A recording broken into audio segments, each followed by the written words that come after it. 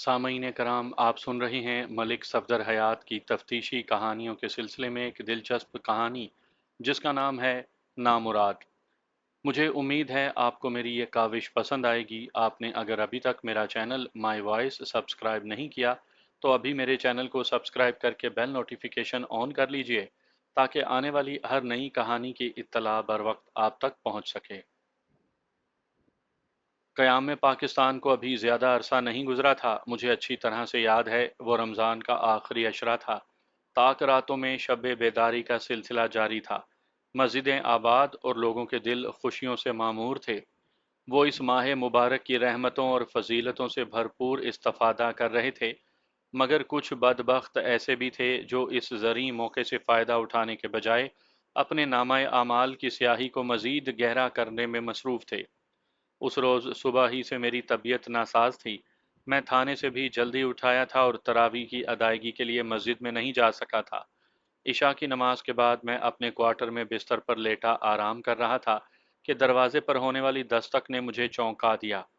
यकीनन कोई अहम मामला दरपेश था, वरना मैं शबीना ड्यूटी वाले अमले को अच्छी तरह समझा आया था कि इंतहाई नागुज़ीर हालात ही में मुझे बुलाया जाए।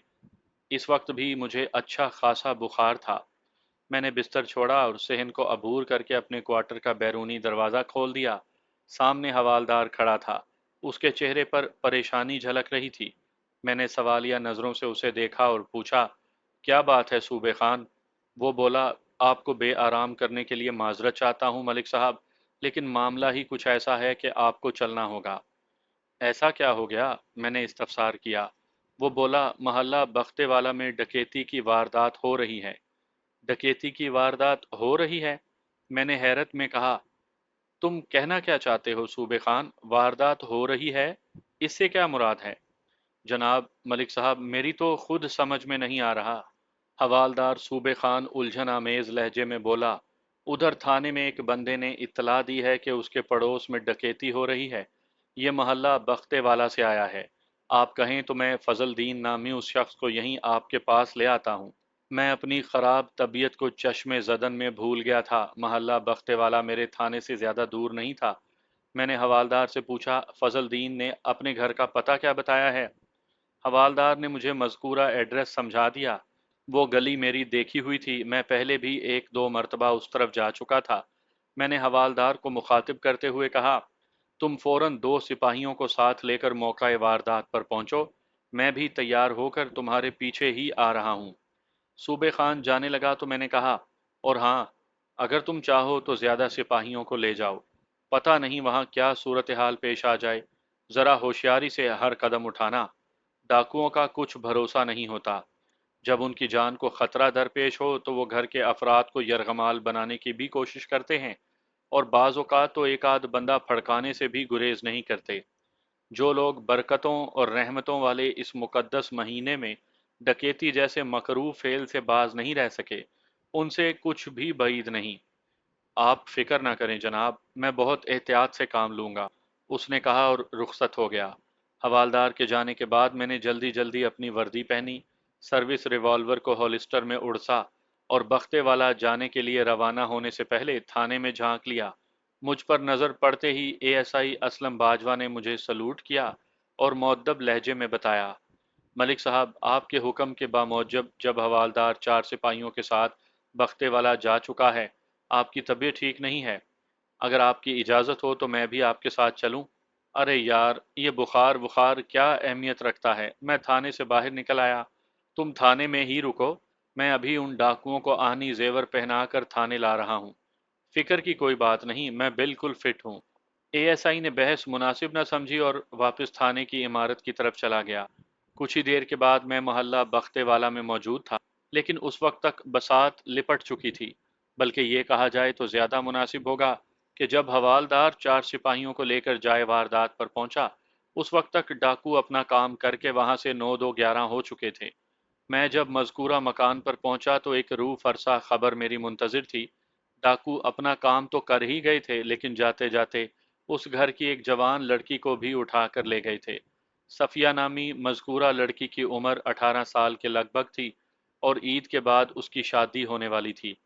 डाकुओं की तादाद 2 बताई गई, जो सफिया के कपड़े, जेवरात और खुद उसे भी उठा कर ले गए थे।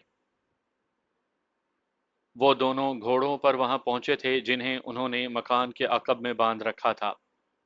सफिया के घर का एक दरवाज़ा अकबी जानिब भी खुलता था। डाकुओं ने राह फरार इख्तियार बाल्फाज दीगर वापसी के लिए वही दरवाज़ा इस्तेमाल किया था। ऐसे लगता था कि जैसे वो उस घर से अच्छी तरह वाकफियत रखते थे, क्योंकि जिस वक्त महल्ले के अफराद घर के बैरूनी दरवाजे पर जमा डाकुओं से निमटने की सबीलें सोच रहे थे, डाकू निहायत खामोशी से पिछली जानिब से घोड़ों पर सवार होकर निकल गए थे। घर के अंदर एक कोहराम बरपा था। सफिया की वालदा की हालत खासी नागुफ्ता बे थी। वो बार बार बेहोश हो रही थी। उस घर में सिर्फ 3 अफराद थे: मुगविया सफिया, उसकी वालदा जीनत बीबी और वालिद कादिर बख्श। सफिया उनकी इकलौती औलाद थी। मुझे बताया गया कि ईद के बाद उसकी शादी तय थी। सफिया की शादी मलिक अरशद नामी एक नौजवान से होना थी, जो बागबानपुरा का रिहायशी था और कपड़े की एक फैक्ट्री में काम करता था। हवालदार सूबे खान अपनी नाकामी पर खासा झुंझलाया हुआ था। हालांकि ये उसकी नाकामी नहीं थी। अगर उसकी मौजूदगी में डाकू लड़की को उठाकर फरार होते तो उसे कसूरवार ठहराया जा सकता था। सूबा खान खामखा इस वाक़े का बहुत ज़्यादा असर ले रहा था। मैं उसे एक तरफ ले गया और उसके जज्बात को ठंडा करने के बाद मैंने 2 सिपाहियों को वापस थाने भेज दिया। फिर मैंने सबसे पहले मौका वारदात का तनकीदी जायज़ा लिया। वो 2 कमरों पर मुश्तमिल एक आम सा मकान था। दोनों कमरे मकान के पिछले हिस्से में थे। उनके आगे सेहन था और फिर बैरूनी दरवाज़ा। 2 कमरों में से एक का दरवाज़ा मकान के अक़बी जानिब भी खुलता था। जैसा कि मैं बता चुका हूँ कि डाकू उसी दरवाजे से फरार हुए थे। मुग़विया के वालिद कादिर बख्श की ज़बानी मुझे मालूम हुआ कि सफ़िया इसी कमरे में थी जिसका दरवाज़ा घर के पिछवाड़े खुलता था। मौका वारदात का तफसीली नक्शा तैयार करने के बाद मैं वहां पर मौजूद अफराद के बयानात कलम बंद करने लगा। इस कार्रवाई में रात के तकरीबन 10 बज गए। एक बात का मैं जिक्र करना भूल गया। दोनों कमरों के आगे एक वसी बरामदा था और बावर्ची खाना और बाथरूम वगैरह भी सहन ही में बने हुए थे। सहन में जामन या गालिबन आम का एक पेड़ भी इस्तादा था, जिसके नीचे 2 बकरियां बंधी हुई थीं। सबसे पहले मैंने कादिर बख्श के पड़ोसी फजलदीन का बयान नोट किया। ये वही शख्स था जिसने थाने आकर इस वारदात की इत्तला दी थी। फजलदीन की उम्र लगभग 40 साल होगी। पेशे के एतबार से वो एक दुकानदार था। महल्ले के बाजार में उसका करियाना स्टोर था। मैंने उसके ज़रूरी कवायफ नोट करने के बाद पूछा, फजलदीन, तुम्हें कैसे पता चला कि तुम्हारे पड़ोस में 2 डाकू घुसे हैं? जनाब मलिक साहब, मैं अपनी दुकान बंद करके घर की तरफ आ रहा था। मैंने कादिर बख्श के घर के अकब में 2 घोड़े बंधे देखे तो मुझे हैरत हुई। जब मैं अपनी गली में दाखिल हुआ तो 2 ढाटा पोश अफराद को कादिर बख्श के दरवाजे पर देखकर चौंक उठा। फिर इससे पहले कि मैं उनके करीब पहुंचता, वो दोनों घर के अंदर दाखिल हो चुके थे। गालिबन उन्होंने पहले दस्तक दी होगी, फिर जैसे ही दरवाज़ा खुला होगा वो भर्रा मार कर अंदर दाखिल हो गए।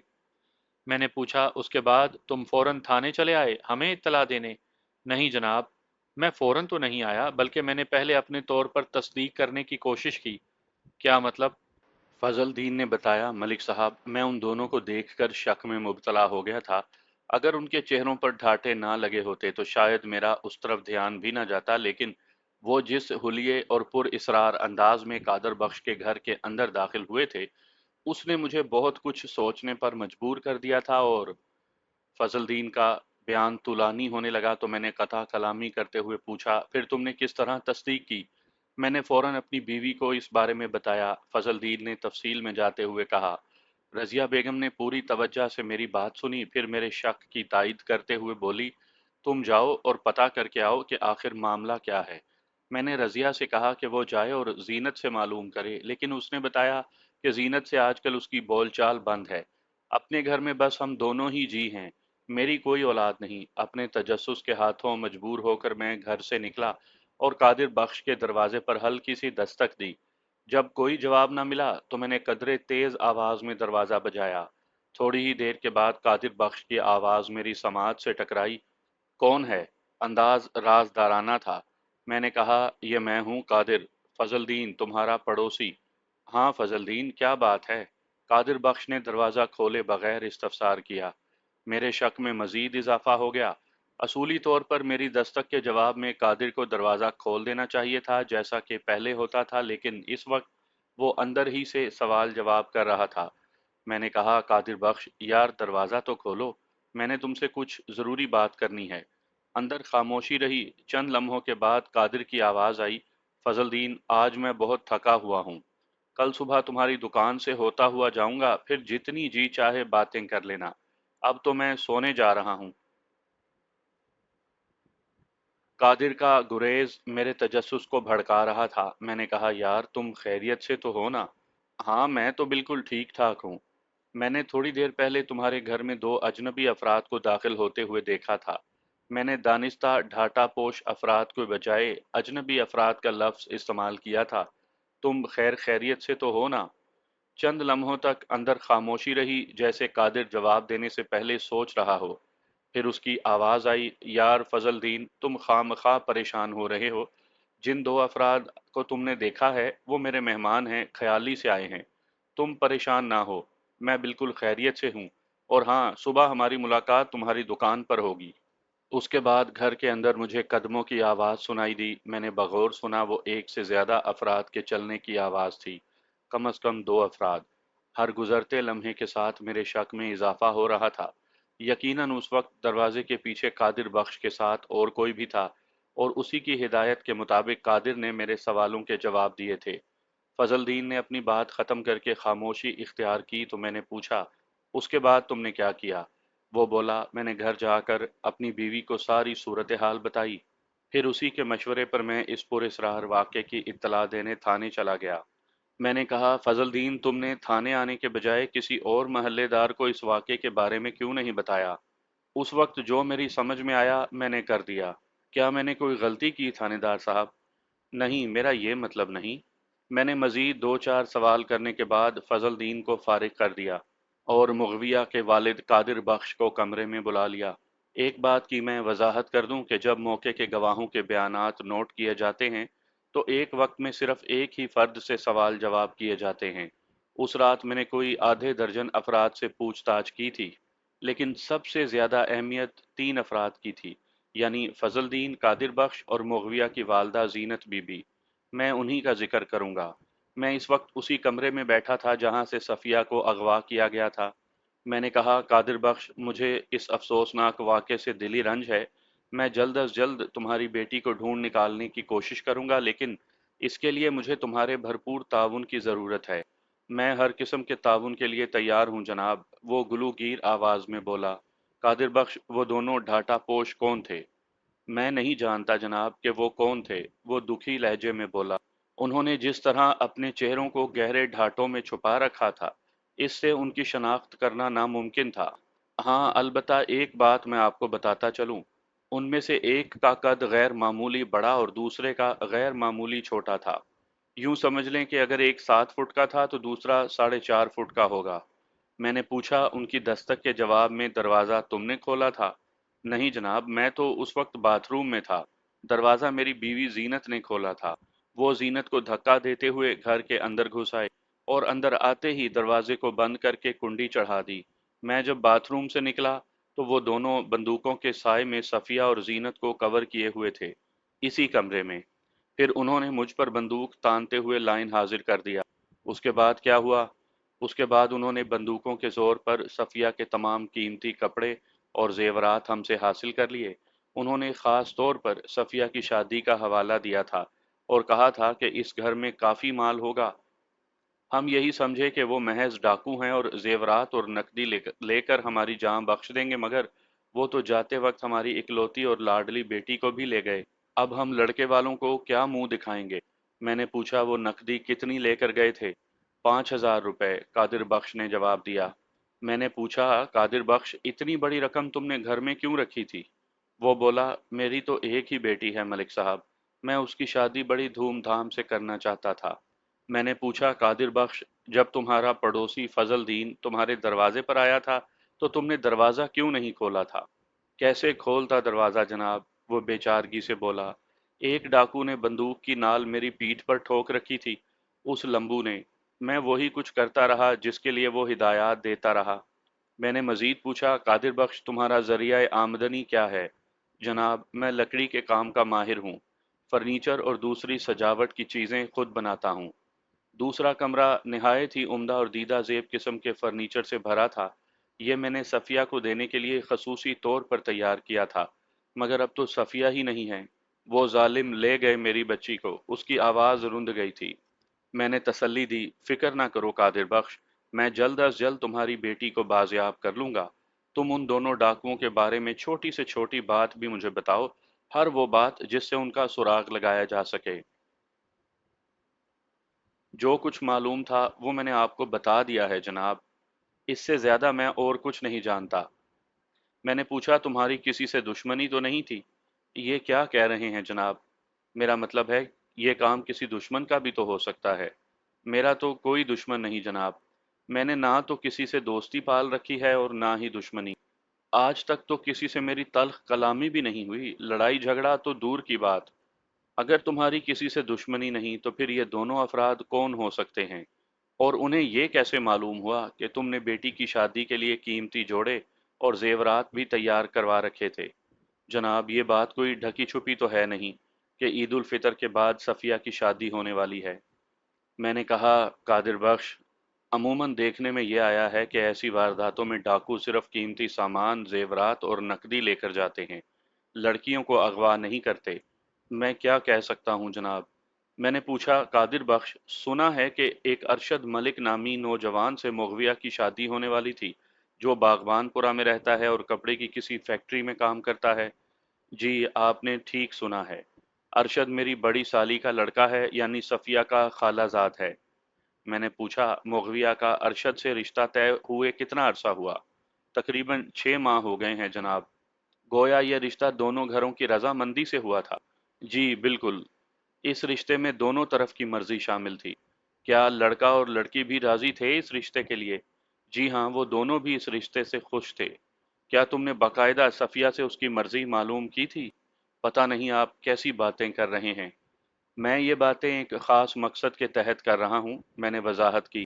मुमकिन है तुम्हारे जवाबात से मुझे इस केस को समझने में कोई मदद मिल सके। क्या तुम नहीं चाहते कि जल्द अज जल्द तुम्हारी बेटी को बरामद कर लिया जाए? मैं क्यों नहीं चाहूँगा जनाब। मेरा सब कुछ तो सफ़िया ही है। आपकी बात का जवाब यह है कि सफ़िया की रजामंदी हासिल करने के बाद ही हमने ये रिश्ता तय किया था। कादिर बख्श, ये रिश्ता तय होने से पहले क्या तुम्हारी बेटी के लिए कोई और भी रिश्ता आया था? वो बोला, जनाब, जिस घर में बेरी होती है वहां पत्थर तो आते ही हैं। लेकिन आप ये बात क्यों पूछ रहे हैं? देखो कादिर बख्श, मैं इस वारदात को महज डकैती समझने के हक में नहीं हूँ। मुझे ये डकैती से ज्यादा एक अगवा की वारदात नजर आ रही है। सफिया का अरशद से रिश्ता तय होने से पहले सफिया के लिए किसका रिश्ता आया था? मेरी सोच घूम फिर कर एक ही नुक्ते पर आ रही थी। कादिर बख्श ने बताया, कोई 1.5 साल पहले साजी का रिश्ता आया था, लेकिन हमने उसे साफ मना कर दिया था। मैंने पूछा, ये साजी कौन जाते शरीफ है? उसका असल नाम तो सजावल है, लेकिन साजी मशहूर हो गया है। तुम लोगों के इनकार पर साजी ने क्या रद्द अमल जाहिर किया था? उसके चेहरे पर एक रंग सा आकर गुजर गया। मुझे वाज़े तौर पर महसूस हुआ जैसे वो कोई बात छुपा रहा हो। उसने कहा, कोई रद्द-अमल ज़ाहिर नहीं किया था, बस हमने कोरा जवाब दिया और साजी की माँ ठंडी होकर अपने घर बैठी रही। मैंने कहा, कादिर बख्श, साजी के रिश्ते से इनकार की कोई ख़ास वजह थी? वो बोला, अजीब लफंगा सा लड़का है जी, आवारा और बदमाश। मेरी एक ही बेटी है। मैं उसकी आवाज़ भर आ गई और वो हाथ की पुश्त से आंखों पर उतरने वाली नमी को साफ करने लगा। मैंने पूछा, क्या सजावल उर्फ साजी यहीं बख्ते वाला में रहता है? पहले कभी रहता था जी। अब तो अब वो कहाँ रहता है? डिस्ट्रिक्ट जेल में जी। ओह, बेसाख्ता मेरे मुंह से निकला। वो किस केस में जेल गया है? दफा 302, कत्ले आमद।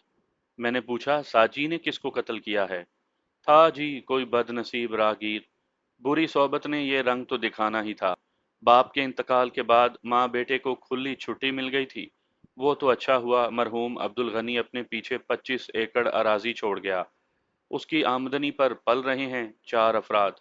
साजी की मां नासरा और उसकी 3 लड़कियां। साजी तो गया अब उम्र भर के जेल की दीवारों के पीछे। उसे उम्र कैद हुई है। कादिर बख्श ने खासे मालूमात अफजा इंकशाफात किए थे। मैंने पूछा, साजी को जेल गए कितना अरसा हुआ है? कमोबेश 1 साल। और 1.5 साल पहले उसका रिश्ता आया था। जी हाँ, लगभग। शायद एक बात का जिक्र करना मैं भूल गया हूँ। मैंने मौकाए वारदात पर पहुंचते ही लोगों से मालूम कर लिया था कि ढाटा पोश डाकू सफिया को अगवा करके किस जानिब गए थे। अगरचे बंदूक बरदार डाकुओं का ताकुब करने की किसी की हिम्मत नहीं हुई थी, ताहम उन्होंने सिमत की निशानदही कर दी थी। मैंने उसी वक्त 3 अफराद पर मुश्तमिल पुलिस एहलकारों की एक पार्टी मज़कूरा सिमत में रवाना कर दी थी, लेकिन आधे घंटे की तलाश बसियार के बाद वो नाकामो नामुराद लौट आए थे। वैसे भी डाकुओं को बख्तेवाला से निकले हुए काफ़ी देर हो चुकी थी। मैं कादिर बख्श से काम की कोई बात नहीं उगलवा सका। बस एक मौहूम सा इम्कान सजावल उर्फ साजी के हवाले से पैदा हुआ था, लेकिन उसके पसे जिंदान होने के बारे में सुनकर ये इम्कान भी दम तोड़ गया था। कादिर को मैंने भेज दिया, फिर उसे कहा कि अपनी बीवी जीनत को मेरे पास भेज दे। थोड़ी देर में कादिर बख्श अपनी बीवी के साथ कमरे में दाखिल हुआ। जीनत बीबी का रंग हल्दी की मानिंद हो रहा था और वो बरसों की बीमार दिखाई देती थी। उसकी उम्र का अंदाज़ा मैंने 40 के लगभग लगाया। पहले तो मैंने दिली गमो रंज का इजहार किया, फिर कादिर बख्श की तरफ देखते हुए कहा, मैं मुगविया की माँ से तन्हाई में कुछ पूछना चाहता हूँ। कादिर बख्श ने अपनी बीवी की तरफ देखा। वो बोली, कादिर बख्शा, तुम थानेदार साहब को वो बात क्यों नहीं बताते जो मैं तुमसे कई बार कह चुकी हूँ। जीनत की बात सुनकर मेरे कान खड़े हो गए। मैंने कादिर बख्श को मुखातिब करते हुए कहा, तुम्हारी बीवी कौन सी बात की तरफ इशारा कर रही है कादिर बख्श? वो जुज़बुज़ होते हुए बोला, शायद इसका दिमाग काबू में नहीं रहा। बेटी की जुदाई ने इसके जहन पर गहरा असर किया है। हाँ, मेरे जहन पर गहरा असर हुआ है, दिल पर भी शदीद असर हुआ है, लेकिन मेरा दिमाग अभी तक काबू में है कादिर बख्शा। मुझे तो वो बिल्कुल वही 1.5 गजा लगा था, वही खतरनाक आंखें और एक आंख पर गहरे जख्म का निशान भी था। मैं सिर्फ उसकी आंखें ही तो देख पाई थी। जीनत की बात खत्म हुई तो मैंने बराह रास्त उसी से इस्तफसार किया, बीबी तुम मुझे बताओ, ये 1.5 गजे का क्या चक्कर है? थानेदार साहब, मैं तो एक एक से कहती फिर रही हूँ, पर कोई मेरी बात का यकीन ही नहीं करता। मिजाल है कादिर बख्श के इसने भी मेरी बात पर कान धरे हों। वो मेरे सवाल को नज़रअंदाज करके अपनी हाँ की जा रही थी। मैंने कादिर बख्श की तरफ देखा। वो बोला, जनाब, 1.5 गजे से इसकी मुराद सजावल उर्फ साजी से है। उसका कद भी कमोबेश इतना ही है। जीनत का ख्याल है कि उन दो में से एक साजी था। मैंने जीनत से कहा, जीनत बीबी, मैं तुम्हारी बात सुनूंगा और पूरी तफसील से सुनूंगा। तुम मुझे बताओ क्या कहना चाहती हो। वो गैर यकीनी अंदाज में मुझे देखते हुए बोली, पता नहीं आप भी मेरी बात का यकीन करेंगे या नहीं, लेकिन मैं सोहने रब की कसम खा कर कहती हूँ कि उन दो ढाटा पोश डाकुओं में एक पक्का साजी था जी। वही कद काठ और आंख पर जख्म का निशान। मैंने इस अंदाज में गर्दन हिलाई जैसे उसकी बात का यकीन आ गया हो। फिर पूछा, जीनत बीबी, मुझे पता चला है कि साजी किसी कत्ल के केस में 1 साल पहले जेल चला गया था। वो जेल में गया था या जहन्नुम में, मुझे इससे कोई गर्ज नहीं। मैं तो ये कह रही हूँ कि वो छोटे कद का डाकू मुझे बिल्कुल साजा ही लगा था। क्या उसने कोई इशारा भी दिया था जिससे तुम्हारे शक को तकवीत मिली हो? नहीं, इशारा तो कोई नहीं दिया, वो बेबसी से बोली। ठीक है, मैं इस बारे में तहकीकात करवाता हूँ। वो कौन सी जेल में है मैंने आपको बताया है ना जनाब कि वो डिस्ट्रिक्ट जेल में है। कादिर बख्श ने मेरी बात काटते हुए कहा। कादिर बख्श, तुम थोड़ी देर के लिए बाहर जाकर बैठो। कादिर बख्श बेबसी से गर्दन हिलाते हुए कमरे से बाहर चला गया। हाँ तो जीनत बीबी, मैंने उसे मुखातिब किया, तो तुम्हारा ख्याल यह है कि पस्ता कामत डाकू साजी हो सकता है? जी हाँ, मुझे ऐसे ही लगता है। जब साजी का रिश्ता आया था तो तुम लोगों ने इनकार क्यों किया था? वो जी, साजी तो हमारी सफिया के बिल्कुल काबिल नहीं था। ये तो बिल्कुल हूर के पहलू में लंगूर वाली बात थी। सजावल एक बिगड़ा हुआ आवारा लड़का था। मैं अपनी सफिया का हाथ उसके हाथ में कैसे दे देती? फिर तुम्हारे इनकार पर साजी ने क्या रवैया इख्तियार किया था? उसने बराह रास्त हमसे तो कोई बात नहीं की, लेकिन इधर उधर कहता फिरता था कि रिश्ते से इनकार करके हमने अच्छा नहीं किया, इसका नतीजा हमें भुगतना पड़ेगा। यानी उसने धमकी दी थी? बराह रास्त धमकी तो नहीं थी, लेकिन इसे धमकी ही कहा जा सकता है। तुमने बताया है कि साजी की आंख पर किसी गहरे जख्म का निशान भी है। जी हाँ, उसकी बाएं आंख पर किसी तेज धार आले के जख्म का निशान भी है। क्या साजी सफिया को पसंद करता था? वो चौंक उठी। आपको ये बात किसने बताई है? वो धीमी आवाज में बोली, मुझे पता है, उस कमीने ने ये बात मोहल्ले में खासी आम कर रखी है। तो इसका मतलब है कि उसने झूठी बात उड़ाई है ना? हाँ, वो लुकनत आमेज लहजे में बोली, दिलों का हाल तो सोना रब ही जानता है ना जी।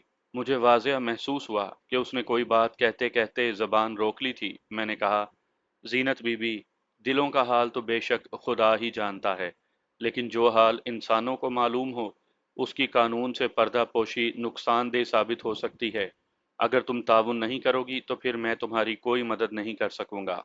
तुम मुझसे फिर भलाई की उम्मीद न रखना।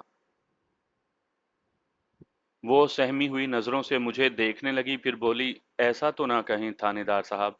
अगर तुम झूठ बोलोगी और सच को छुपाओगी, तो मजबूरन मैं भी तुम्हारी मदद से हाथ उठा लूंगा। मैंने कहा। वो बोली, मैं शर्मिंदा हूँ थानेदार साहब। इसका मतलब है कि साजी तुम्हारी बेटी सफ़िया को चाहता था। वो सफ़िया को पसंद करता था, इसीलिए तो उसने अपनी माँ के तवस्सुत से अपना रिश्ता भेजा था। मैंने कहा, देखो, पसंद करना और मोहब्बत करना, इसमें फ़र्क है। मुझे पता चला है कि वो सफ़िया से मोहब्बत का दावेदार था। हाँ जी, वो ऐसी बातें तो करता था, अब किसी की ज़बान तो नहीं रोकी जा सकती थी ना। बुरा मानने की ज़रूरत नहीं है सफ़िया, मैंने कहा। हमें बाज़ औक़ात हकीकत की तह तक पहुँचने के लिए बड़े नापसंदीदा और तकलीफ़ देह सवालात भी करना पड़ते हैं। कोई बात नहीं। आप शायद साजी को शक्ल से नहीं जानते, इसलिए ऐसे सोच रहे हैं। अगर मैं साजी का सूरत आशना होता तो क्या होता? फिर आप ऐसा सवाल ना करते। साजी एक कमरो और फिटे मुंह शक्लो सूरत का शख्स है। उसका और सफिया का कोई जोड़ ही नहीं। मैंने सवालात का जाविया तब्दील करते हुए पूछा। एक बात समझ में नहीं आई। वो डाकू जिस वक्त सफिया को घोड़े पर डालकर ले जा रहे थे, उस वक्त सफिया ने किसी किस्म की मुजाहमत क्यों नहीं की? मुझे एक भी गवाह नहीं मिला जिसने सफिया के चीखने चिल्लाने की आवाज़ सुनी हो। है ना ये अचंभे की बात? इसमें कैसा अचंभा? सफिया ने किसी किस्म की मज़ाहमत इसलिए नहीं की कि उन्होंने उसे इस काबिल ही नहीं छोड़ा था। क्या मतलब? उन ज़ालिमों ने सफिया को एक कपड़ा सुंघाकर बेहोश कर दिया था। ओह! अच्छा। और आप दोनों मियाँ बीवी ने भी कोई वावेला नहीं मचाया? आपका अंदाज़ा दुरुस्त है, मगर आप नहीं जानते कि उस वक्त हम किन संगीन हालात से गुज़र रहे थे। उस ठिगने ने मेरी सफिया को घोड़े पर डालकर बंदूक उसकी कमर से लगा दी थी और जाते हुए धमकी दी थी कि अगर हमने मुंह से हल्की सी भी आवाज़ निकाली तो फिर हमें सफिया की लाश मिलेगी। जीनत बीबी, एक लम्हे को हम फर्ज कर लेते हैं कि वो पस्ता कामत डाकू साजी नहीं था। ऐसी सूरत में तुम्हारे ख्याल में ये किसकी हरकत हो सकती है? मैंने एक बात ख़ास तौर पर महसूस की थी कि अब उसके रवैये से जनून का अंसर गायब था।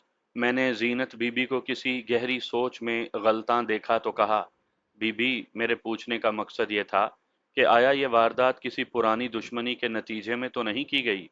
जीनत बीबी ने मेरी बात के जवाब में अपने शोहर कादिर बख्श की तस्दीक की और बताया कि उनकी किसी से कोई दुश्मनी नहीं थी।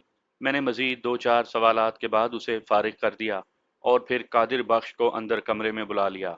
कादिर बख्श, मैं तुम्हारे घर और खसूसन इस कमरे की तफसीली तलाशी लेना चाहता हूँ। तुम्हें कोई एतराज़ हो तो मैं सर्च वारंट भी अदालत से हासिल कर सकता हूँ। नहीं जनाब, मुझे कोई एतराज़ नहीं, लेकिन एक बात मैं कहूँगा। हाँ हाँ, कहो। वो बोला, जनाब, डकैती हमारे घर में हुई है। वो बदबख्त नामुराद डाकू मेरे जिगर के टुकड़े को अगवा करके ले गए हैं, लेकिन आप उनकी तलाश करने के बजाय और मेरी बच्ची को वापस लाने के बजाय हमारे ही घर की तलाशी ले रहे हैं।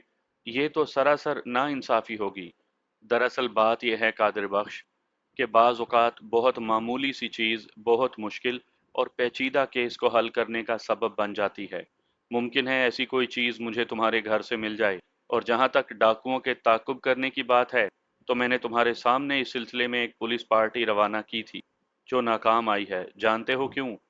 इसलिए कि अब तक हमें उन डाकुओं को छापने के लिए कोई नुक्ता या सुराग नहीं मिला। आप दोनों मियाँ बीवी से भी मुझे कोई मुफीद या काम की बात मालूम नहीं हुई। पुलिस वाले भी तो इंसान होते हैं, कोई जादूगर तो नहीं। फिर हमने जीनत बीबी और कादिर बख्श की इजाज़त से पूरे घर की तलाशी ली, मगर कोई अहम चीज़ हमारे हाथ ना लग सकी। थोड़ी देर के बाद हम उनके घर से बाहर आ गए। हवालदार ने थाने वाले रास्ते पर कदम बढ़ाए तो मैंने कहा, सूबे खान, अभी एक छोटा सा काम बाकी है। वो क्या मलिक साहब? मैंने सूबा खान को मुख्तसरन सारी सूरत हाल बताया तो वो बोला, जनाब, साजी को भी चेक कर लेते हैं। मैंने कहा, साजी को चेक करने के लिए तुम जेल जाना चाहोगे या डाकुओं के पीछे? वो हंसते हुए बोला, मेरा मतलब था जनाब कि साजी के घर वालों से ज़रा मुलाकात शुलाकात कर लेते हैं। हाँ, ये ज़रूरी है। साजी का घर तलाश करने में हमें कोई दुश्वारी नहीं हुई। वो भी बख्ते वाला ही में 2 गलियां छोड़कर रहता था। मेरा मतलब है कि उसका घर वहां पर था। वो खुद तो 1 साल पहले उम्र कैद की सजा पाकर जेल जा चुका था। दस्तक के जवाब में एक 9-10 साला बच्ची ने दरवाज़ा खोला। उस वक्त तकरीबन आधी रात हो चुकी थी। जितनी जल्दी दरवाज़ा खोला गया था, इससे अंदाज़ा होता था कि इस घर के मकीन अभी तक जाग रहे थे। बाहिर कौन है पुत्र? घर के अंदर से किसी औरत ने दरवाजे में खड़ी लड़की से इस्तफसार किया। अम्मा, बाहर 2 सिपाही खड़े हैं। उस लड़की ने सर तपा हमारा जायजा लेते हुए अपनी अम्मा को इत्तला दी। 2 का लफ्ज़ उसने इसलिए इस्तेमाल किया था कि हम इस वक्त सिर्फ 2 ही थे, यानी मैं और हवालदार सूबे खान। दीगर सिपाहियों को मैंने थाने वापस भेज दिया था। हाय वे मेरे यार अब्बा, ये क्या कह रही है? वो औरत बैरूनी दरवाजे की तरफ आते हुए बोली। औंतरी ना होवे थे। लड़की ने कहा, अम्मा मेरी बात का यकीन नहीं आ रहा तो आप बाहर आके देख ले। पुलिस हमारे दरवाजे पर खड़ी है। थोड़ी ही देर के बाद एक दुबली पतली औरत की झलक दिखाई दी। मैं उसके हुलिये को देखते ही समझ गया कि वो खासी तेज तरार औरत होगी, लगाई बुझाई करने की माहिर। उसने आते ही पूछा, क्या बात है जी, आपको किससे मिलना है? मेरे शोहर को तो फौत हुए 5 साल हो गए हैं। मैंने अपना तारुफ करवाया कि मैं इस इलाके का थानेदार हूँ, और तुम्हारे सवाल का जवाब यह है कि मैं तुम्हारे इकलौते बेटे सजावल उर्फ साजी से मिलने आया हूँ। ਹੁਣ ਤੇ ਉਹਦਾ खेड़ा छड़ दो पुलिस वाले हो, वो बोली। यानी अब तो उसकी जान छोड़ दो पुलिस वालों। मैंने कहा, बीबी मुझे इस इलाके में आए हुए ज्यादा अरसा नहीं हुआ। क्या तुम नासरा हो? हाँ जी, मैं ही नासरा हूँ, मरहूम अब्दुल गनी की बेवा। आप नए आए हो इसलिए आपको साजी के बारे में शायद पता नहीं। मुझे अपने चंद वर्गे पुत्र का बड़ा दुख है जी। मैं सड़ के सवा हो गई हूँ। औलाद चाहे कैसी भी हो, वो अपनी माँ के लिए चांद वर्गी यानी चांद के मानिंद ही होती है। मैंने कहा, मुझे पता चला है कि तुम्हारा बेटा 1 साल पहले कत्ल शत्ल के जुर्म में जेल चला गया था। बस जी, उसकी किस्मत ही खराब थी। मुझे ये मालूम हुआ है कि आजकल वो जेल से बाहर आया हुआ है। क्या वो तुमसे मिलने आया था?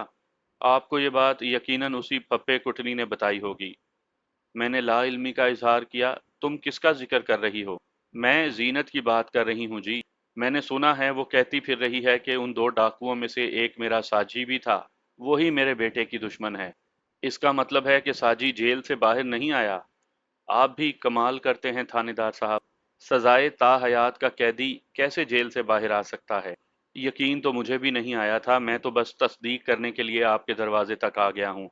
अल्लाह आपका भला करे जी, आप तो खासे समझदार थानेदार दिखाई देते हैं। फिर उसे ख्याल आया कि हम अभी तक उसके दरवाजे पर खड़े हैं। ओ, मैं भी कितनी शैदाई हूँ जी। आपको अंदर आने को भी नहीं कहा। आप अंदर आ जाएं जी, मैं बैठक खोलती हूँ। हम उसकी पेशकश पर उसके ड्राइंग रूम में आ गए। मुझे वाज़े तौर पर महसूस हुआ कि वो अपनी खुश इखलाकी का सिक्का हमारे दिलों पर बिठाना चाहती थी। उसने हमारी खातिर तवाज़े के लिए बहुत ज़ोर मारा, लेकिन मैंने दो टोक अंदाज में मना कर दिया। वो बोली, मेरा साजी तो बहुत बीबा पुत्र था जी। जीनत की लड़की ने अपनी अदाओं से उसे अपना दीवाना बनाया। जब हम उसका रिश्ता लेकर गए तो साफ इनकार कर दिया। साजी ने इस बात का बहुत गहरा असर लिया था और उसने बुरे लोगों में बैठना शुरू कर दिया। फिर एक रोज उस बुरी सोहबत ने उसे जेल की सलाखों के पीछे पहुंचा दिया। अब देख लें कैसी कैसी बातें सुनने में आ रही हैं। खुदा खुद उनसे पूछेगा जी। वो बाहर आता तो अपनी माँ से मिलने ना आता। हम तकरीबन आधे घंटे तक नासरा के घर में बैठे, लेकिन इस पूछताछ में कोई भी ऐसी बात मालूम ना हो सकी जिससे मुतज़क्करा डाकुओं की तलाश में मदद मिल सकती। मैं हवालदार सूबा खान के साथ थाने आ गया। जब मैं अपने क्वार्टर में बिस्तर पर आकर लेटा तो मुझे याद आया, यानी पूरी शिद्दत से एहसास हुआ कि मुझे तो आज दिन भर बुखार रहा था। फ़राइज़ की बजा आवरी में मैं अपनी बीमारी को मुतल्लिक फरामोश कर बैठा था। अब रगे पट्टों को बिस्तर की आरामदेह आगोश में पहुंचते ही एक एक तकलीफ याद आने लगी। वो रात मैंने बड़ी तकलीफ में गुजारी। अगले रोज रोज़ा भी रख लिया, हालांकि मैं जानता था कि वो पूरा दिन बहुत मसरूफियत में गुजरने वाला था। लेकिन बहरहाल रोज़ा छोड़ने की मेरी आदत नहीं थी। अल्हम्दुलिल्लाह इस मामले में मुझ पर अल्लाह का बड़ा ही करम था। उस रोज़े ही की फजीलत और रहमत थी कि वो दिन मैंने खासा चाको चौबंद गुजारा। मैंने थाने पहुंचते ही गुज़िश्ता रात वाली वारदात की तफसीली रिपोर्ट तैयार की और उसे एएसपी इलाका को भिजवा दिया। अगले रोज मैंने फौरी तौर पर बाबा मुराद बख्श को थाने बुलाया। बाबा मुराद की उम्र 60 साल के लगभग थी और वो साठा पाठा की एक जिंदा मिसाल था। वो इस उम्र में भी ऐनक लगाए बगैर कुरान पाक की तिलावत बआसानी कर सकता था। वो एक खोजी था। मुझे उम्मीद थी कि डाकुओं का खुरा अभी तक ज़ाया नहीं हुआ होगा। मैंने पूरी बात मुराद को बताई तो वो बोला, मलिक साहब कोशिश करते हैं, बाकी अल्लाह के फजल से कामयाबी भी हो जाएगी। मैं खोजी के साथ दोबारा मोहल्ला बख्ते वाला पहुंच गया। हमारे साथ उस वक्त दो कांस्टेबल भी थे। मैं और मुराद बाबा घोड़ों पर सवार थे, जबकि कांस्टेबल के पास साइकिलें थीं। उस जमाने में तांगे, रेड़े, घोड़े और साइकिलें वगैरह पर ही सवारी की जाती थी। जीप और मोटर गाड़ियों जैसी सहूलतें पुलिस को मैसर नहीं थीं। हम कादिर बख्श के घर के पिछवाड़े पहुंच गए। वहां एक छोटा सा मैदान था। थोड़ी देर के बाद कादिर बख्श भी वहां पहुंच गया। उसने आते ही पूछा, मलिक साहब मेरी बच्ची का कोई सुराग मिला? मैंने कहा, तुम्हारी बेटी की तलाश ही में सरगर्दा हूँ, दुआ करो मुझे कामयाबी मिल जाए। आमीन, उसने आसमान की तरफ हाथ उठाते हुए कहा। इतनी देर में मुराद ने अपना काम शुरू कर दिया था। वो काफी देर तक जमीन का बगौर मुआयना करता रहा। फिर असबात में सर हिलाते हुए बोला, मलिक साहब डाकुओं के घोड़ों का खुरा अभी पूरी तरह मिटा नहीं है। मुझे उम्मीद है कि हम उनका सुराग लगा लेंगे। फिर उसने कादिर बख्श से पूछा, गुज़िश्ता रात के बाद यहाँ से किसी और ने घोड़े वगैरह तो नहीं बांधे? कादिर बख्श ने नफी में सर हिलाया। बस फिर जो निशानात मेरी तजर्बाकार निगाह देख रही है, वो यकीनन उन्हीं डाकुओं के घोड़ों के सुमों के हैं। मुराद ने कहा। मैंने कहा, बस तो फिर तुम अपना काम शुरू करो बाबा। बाबा मुराद उस वक्त अपने घोड़े से नीचे उतर चुका था। मैं घोड़े पर ही था और मुराद वाले घोड़े की लगाम भी मैंने ही थाम रखी थी। उस वक्त सुबह के 10 बजे थे। अगरचे आसमान पर बादल थे, लेकिन चारों जानिब चमकीली धूप फैली हुई थी। बाबा मुराद माहिराना नज़र से ज़मीन का मुआयना करते हुए महल्ला बख्ते वाला से बाहर निकल आया। दोनों साइकिल बरदार कांस्टेबल हमारे पीछे पीछे आ रहे थे। हम चारों का मुख्तसर सा काफिला शेखुपुरा मोड़ तक पहुंच गया। यहाँ आकर बाबा मुराद ने ऐलान किया, मलिक साहब खुरा बहुत साफ मिल रहा है। कदमों के निशानात सड़क के साथ साथ आगे बढ़ रहे हैं। मैंने कहा, यानी निशानात का रुख लाहौर की जानिब है? फिलहाल तो ऐसे ही नजर आता है। हम बाबा मुराद की रहनुमाई में तकरीबन एक फरलांग का फासला तय कर चुके तो वो अचानक एक जगह रुक गया। मलिक साहब अब हमें यहाँ से अपना रुख बदलना होगा। क्या मतलब है मुराद बाबा? यहाँ से आपके डाकुओं ने अपना रूट तब्दील कर लिया है। जिस मुकाम पर मुराद बाबा खड़ा था, वहाँ से मेन रोड से एक ज़ैली कच्ची सड़क निकलती थी, जो कच्चा एमनाबाद रोड कहलाती थी। मैंने उधर इशारा करते हुए कहा, तुम ये कहना चाहते हो कि वो डाकू यहाँ से इस सड़क पर मुड़े थे?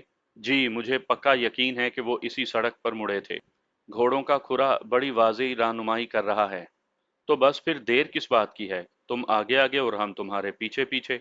हम उसकी तकलीद करते हुए रेलवे फाटक तक जा पहुंचे। रेलवे लाइन को क्रॉस करने के बाद हम कन्हैया लाल बाग में दाखिल हुए। वो खासा गुंजान बाग था। आम के पेड़ फल से लदे हुए थे। बाग के दरमियान से गुजरते हुए हम जैसे ही बाहर निकले, अचानक धूप गायब हो गई। आसमान की तरफ देखा तो उसका मूड खासा खराब नजर आने लगा। यूं महसूस होता था जैसे अब तब में बारिश शुरू हो जाएगी। बाबा मुराद ने कहा, मलिक साहब अगर बारिश हो गई ना तो बड़ी गड़बड़ हो जाएगी। डाकुओं के घोड़ों का खुरा मिट जाएगा और हमारी सारी मेहनत पर पानी फिर जाएगा। हाँ, कहते तो ठीक हो। चलें, जहां तक मुमकिन है सुराग लगाने की कोशिश करते हैं। ये सीधा रास्ता नहर की तरफ जाता है। उसी वक्त बूंदाबांदी शुरू हो गई। बाबा मुराद ने कहा, लो जी हो गया काम। एक अच्छी बात यह हुई कि बूंदाबांदी हल्की ही रही। इसका फायदा यह हुआ कि खुरा और वाजिया हो गया। इस तरह हमारा फासला ज्यादा तेजी से तय होने लगा। लेकिन इस फिजा ने ज्यादा देर हमारा साथ न दिया और अचानक बारिश तेज हो गई। वहां आसपास कोई जाए पनाह नहीं थी। अगर हम नहर का पुल पार कर लेते तो आगे मौजा पिपली वाला में हम बारिश से बचने का इंतजाम कर सकते थे। नहर अपर चनाब के पुल तक पहुंचते पहुंचते हम बारिश में शराबूर हो चुके थे। मुझे शिद्दत से इस बात का एहसास था कि पिछले 2 दिन से मेरी तबीयत खासी ख़राब चली आ रही थी और गुज़िश्ता दिन तो मुझे अच्छा खासा बुखार भी रहा था। लेकिन इस वक्त ऐसे हालात थे कि कुछ भी नहीं किया जा सकता था सिवाय अपने घोड़े और साइकिलें दौड़ाते हुए हम पिपली वाला पहुंच जाते। जैसे ही हम पिपली वाला की जाने बढ़े, हमें नहर के किनारे चंद अफराद नजर आए। वो एक सिमत इशारा करते हुए आपस में बातें कर रहे थे। वो जिस अंदाज में जमा थे, इसने मुझे शक में डाल दिया। फिर थोड़ी देर बाद ही सारी सूरत हाल हम पे वाज़िया हो गई। नहर के किनारे झाड़ियों में किसी शख्स की लाश पड़ी थी। हमें नज़दीक आता देखकर वो देहाती एक तरफ हट गए। इस दौरान बारिश भी बूंदाबांदी में तब्दील हो चुकी थी। हम इस वक्त सरकारी वर्दी में थे, सिवाय बाबा मुराद के। मज़कूरा लाश को देखकर मैं चौंक उठा। वो लाश एक गैर मामूली दराज कामत शख्स की थी। एक लम्हे के लिए मेरे जहन में झमाका हुआ। मुझे गुज़िश्ता रात की बातें याद आने लगीं, जब कादिर बख्श ने बताया था कि दोनों डाकुओं में एक बहुत लंबा था, कमोबेश उसका कद 7 फुट था। ये लाश मज़कूरा डाकू पर फिट बैठती थी, क्योंकि उस वक्त भी उसके चेहरे पर ढाटा था। वो लाश एक गड्ढे के किनारे झाड़ियों में पड़ी थी। वहां ऊंची घास उगी हुई थी और जमीन खासी गीली हो रही थी। लाश को देखते ही मुझे अंदाजा हो गया कि उसकी मौत सर में लगने वाली गोली से हुई थी। अगर ये उन दो डाकुओं में से एक था तो इसका मतलब था कि हम बिल्कुल दुरुस्त खुरा निकालते हुए वहां तक पहुंचे थे। गोया पस्ता कामत डाकू ने अपने दराज कद साथी को मौत के घाट उतार दिया था और खुद सफिया को लेकर रफू चक्कर हो गया था। लेकिन दराज कद डाकू का घोड़ा कहाँ गया? उस वक्त तक बारिश रुक चुकी थी और मेरा ख्याल है उस लाश की दरियाफ्त की खबर भी पिपली वाला पहुंच चुकी थी, क्योंकि देखते ही देखते वहां एक हजूम इकट्ठा हो चुका था। मैंने वहां पर मौजूद तमाम अफराद से फर्दन फर्दन उस दराज कद शख्स के बारे में पूछा, लेकिन किसी ने भी उसको नहीं पहचाना। वो सब के लिए अजनबी था। मौका की कार्रवाई मुकम्मल करने में मुझे तकरीबन 2 घंटे लग गए। गनीमत यह हुई कि बारिश इस दौरान में थमी रही। मैंने ज़रूरी कार्रवाई मुकम्मल करने के बाद पिपली वाला से एक रेड़ा मंगवाया और मज़कूरा शख्स की लाश को पोस्टमार्टम के लिए ज़िलाई हस्पताल भेज दिया। दोनों कांस्टेबल लाश के साथ ही गए। अब क्या इरादा है मलिक साहब? बाबा मुराद ने पूछा। वो बोला, मेरा मतलब है जनाब, वापस चलना है या आगे चलें? आगे कहाँ? पिपली वाला से आगे हिंदू चक है, वो गर्दन हिलाते हुए बोला, और उसके आगे एमनाबाद। लेकिन खुरा तो मिट चुका है, बाबा मुराद ने कहा। अब तो पूछताछ कर ही गुजारा चलाया जा सकता है। मैंने कहा, जब यहाँ तक आ ही गए हैं तो क्यों ना पिपली वाला के अंदर जाकर भी मालूम कर लें। हो सकता है कि वहां से कोई सुराग मिल जाए। चलें, ऐसा भी कर लेते हैं। पिपली वाला बहुत छोटा सा गांव था। हम काफी देर तक लोगों से पूछताछ करते रहे, लेकिन कोशिश के बावजूद भी कोई मुफीद बात मालूम ना हो सकी। हम गांव से बाहर निकले तो मैंने महसूस किया कि एक शख्स हमारे पीछे पीछे आ रहा था। मैं रुक गया और सवालिया नजरों से उसको देखा। वो भी ठिठक कर रुक गया। मैंने इशारे से उसे अपने पास बुलाया। क्या बात है, तुम कुछ कहना चाहते हो? मैंने पूछा। थानेदार साहब, पता नहीं ये बात आपके काम की है भी या नहीं।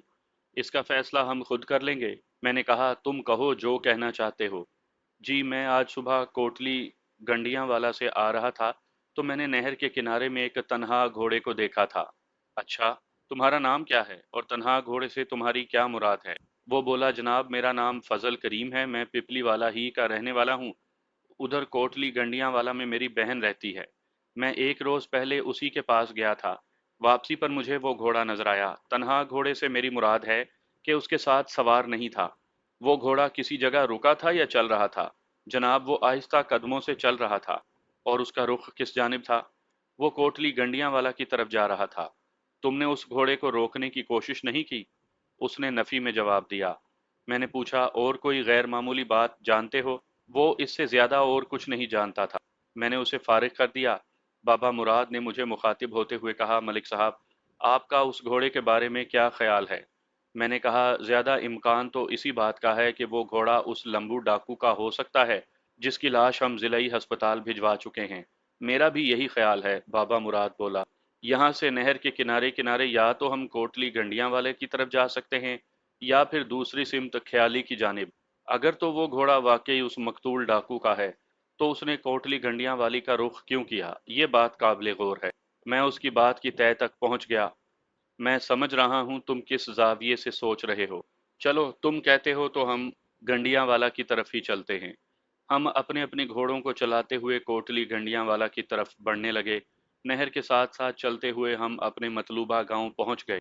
पिपली वाला के नज़दीक पाई जाने वाली दराज कद डाकू की लाश की खबर अभी तक कोटली गंडियां वाला तक नहीं पहुंची थी। यहाँ पहुंचकर हमें मजकूरा घोड़े का सुराग मिल गया। पूछताछ पर हमें मालूम हुआ कि वो घोड़ा इस वक्त सरवर अली की भैंसों के साथ उसके बाड़े में बंधा है। सरवर अली एक आम सा देहाती था, खेती बाड़ी करके गुजर बसर कर रहा था। हम सीधे उसके पास पहुंच गए। सरवर अली की ज़बानी मालूम हुआ कि उसने घोड़े को लावारिस समझकर अपने बाड़े में बांध दिया था। जनाब, मैंने ये घोड़ा कहीं से चोरी नहीं किया। वो खासा डर गया था। बस नहर के किनारे मिल गया और मैं इसे साथ ले आया। मैंने तसल्ली दी, हमें मालूम है कि तुमने जो ऐलान किया है, इसीलिए तो हम सीधे तुम तक पहुंचे हैं। अगर ये घोड़ा आपका है जनाब तो आप ले जाएं। मैंने कहा, यह घोड़ा हमारा तो नहीं, लेकिन हम इसे लेकर ज़रूर जाएंगे। जैसे आपकी मर्जी, मैं कानून से मत्था तो नहीं लगा सकता। वो खासा सीधा साधा शख्स दिखाई देता था। मैंने कहा, सरवर अली, तुम मुझे खासे समझदार और ईमानदार दिखाई देते हो। मैं जो कुछ पूछूं उसका सच सच जवाब देना। आप पूछें जी। मैंने पूछा, इस गांव में कब से रह रहे हो? सरकार, मैं यहीं का जमपल हूँ। यहाँ के तमाम लोगों से वाकिफ भी होगे? एक एक बच्चे से जी। सरवर अली, जरा सोच कर बताओ, इस गांव में कोई ऐसा शख्स रहता है जो कद बुत में पूरा पहाड़ नजर आता हो, यानी पूरे 7 फुट का? वो सोच में पड़ गया।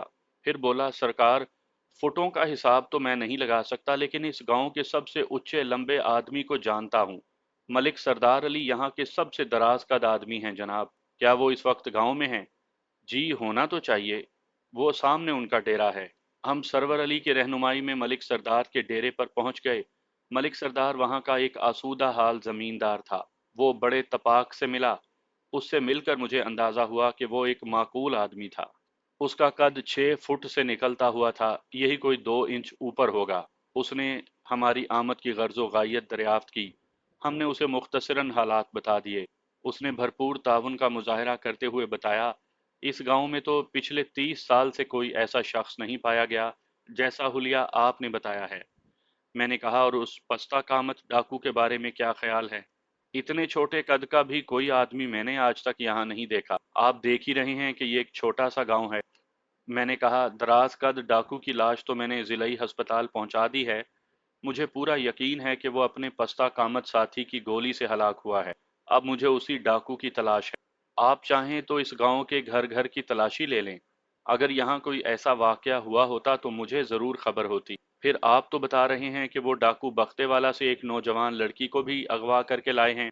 मलिक सरदार ने कहा, वैसे तो मुझे पूरा यकीन है कि आपका मतलूबा डाकू किसी नौजवान लड़की को अगवा करके हमारे गांव नहीं पहुंचा, फिर भी मैं आपकी तसल्ली के लिए मालूमात करवा लेता हूं। फिर उसने एक मुलाजिम सूरत शख्स को आवाज दी, ओए फीके, जरा नस के जा और चाचा बरकत को बुला ला। फीके के जाने के बाद वो मुझे मुखातिब हुआ, मलिक साहब, ये अपना चाचा बरकत है ना, इसे आप गांव की दाई अम्मा समझ लें। एक एक घर और एक एक फर्द की खबर रखता है। बड़ा चलता पुर्जा है जनाब। फिर तो ये बहुत काम का बंदा है सरदार साहब। हम बातें कर रहे थे कि फीका चाचा बरकत को लेकर आ गया।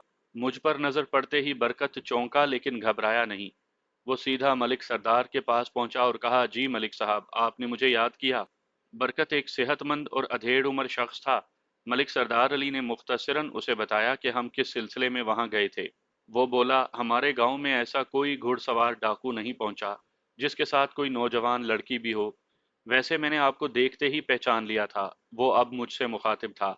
आप जब पिपलीवाला के पास मौके की कार्रवाई में मसरूफ थे तो मैं भी उस वक्त वहीं था। आप इत्मीनान रखें थानेदार साहब, हमारे गांव का कोई आदमी डाकुओं से कोई ताल्लुक रखता है और ना ही उनके बारे में जानता है। मैंने भी उस डाकू की लाश झाड़ियों में पड़ी देखी थी। उसका चेहरा मैंने पहले कभी नहीं देखा था। मैंने कहा, चाचा बरकत, मुझे तुम्हारे ताउन की ज़रूरत है। हुक्म करें सरकार।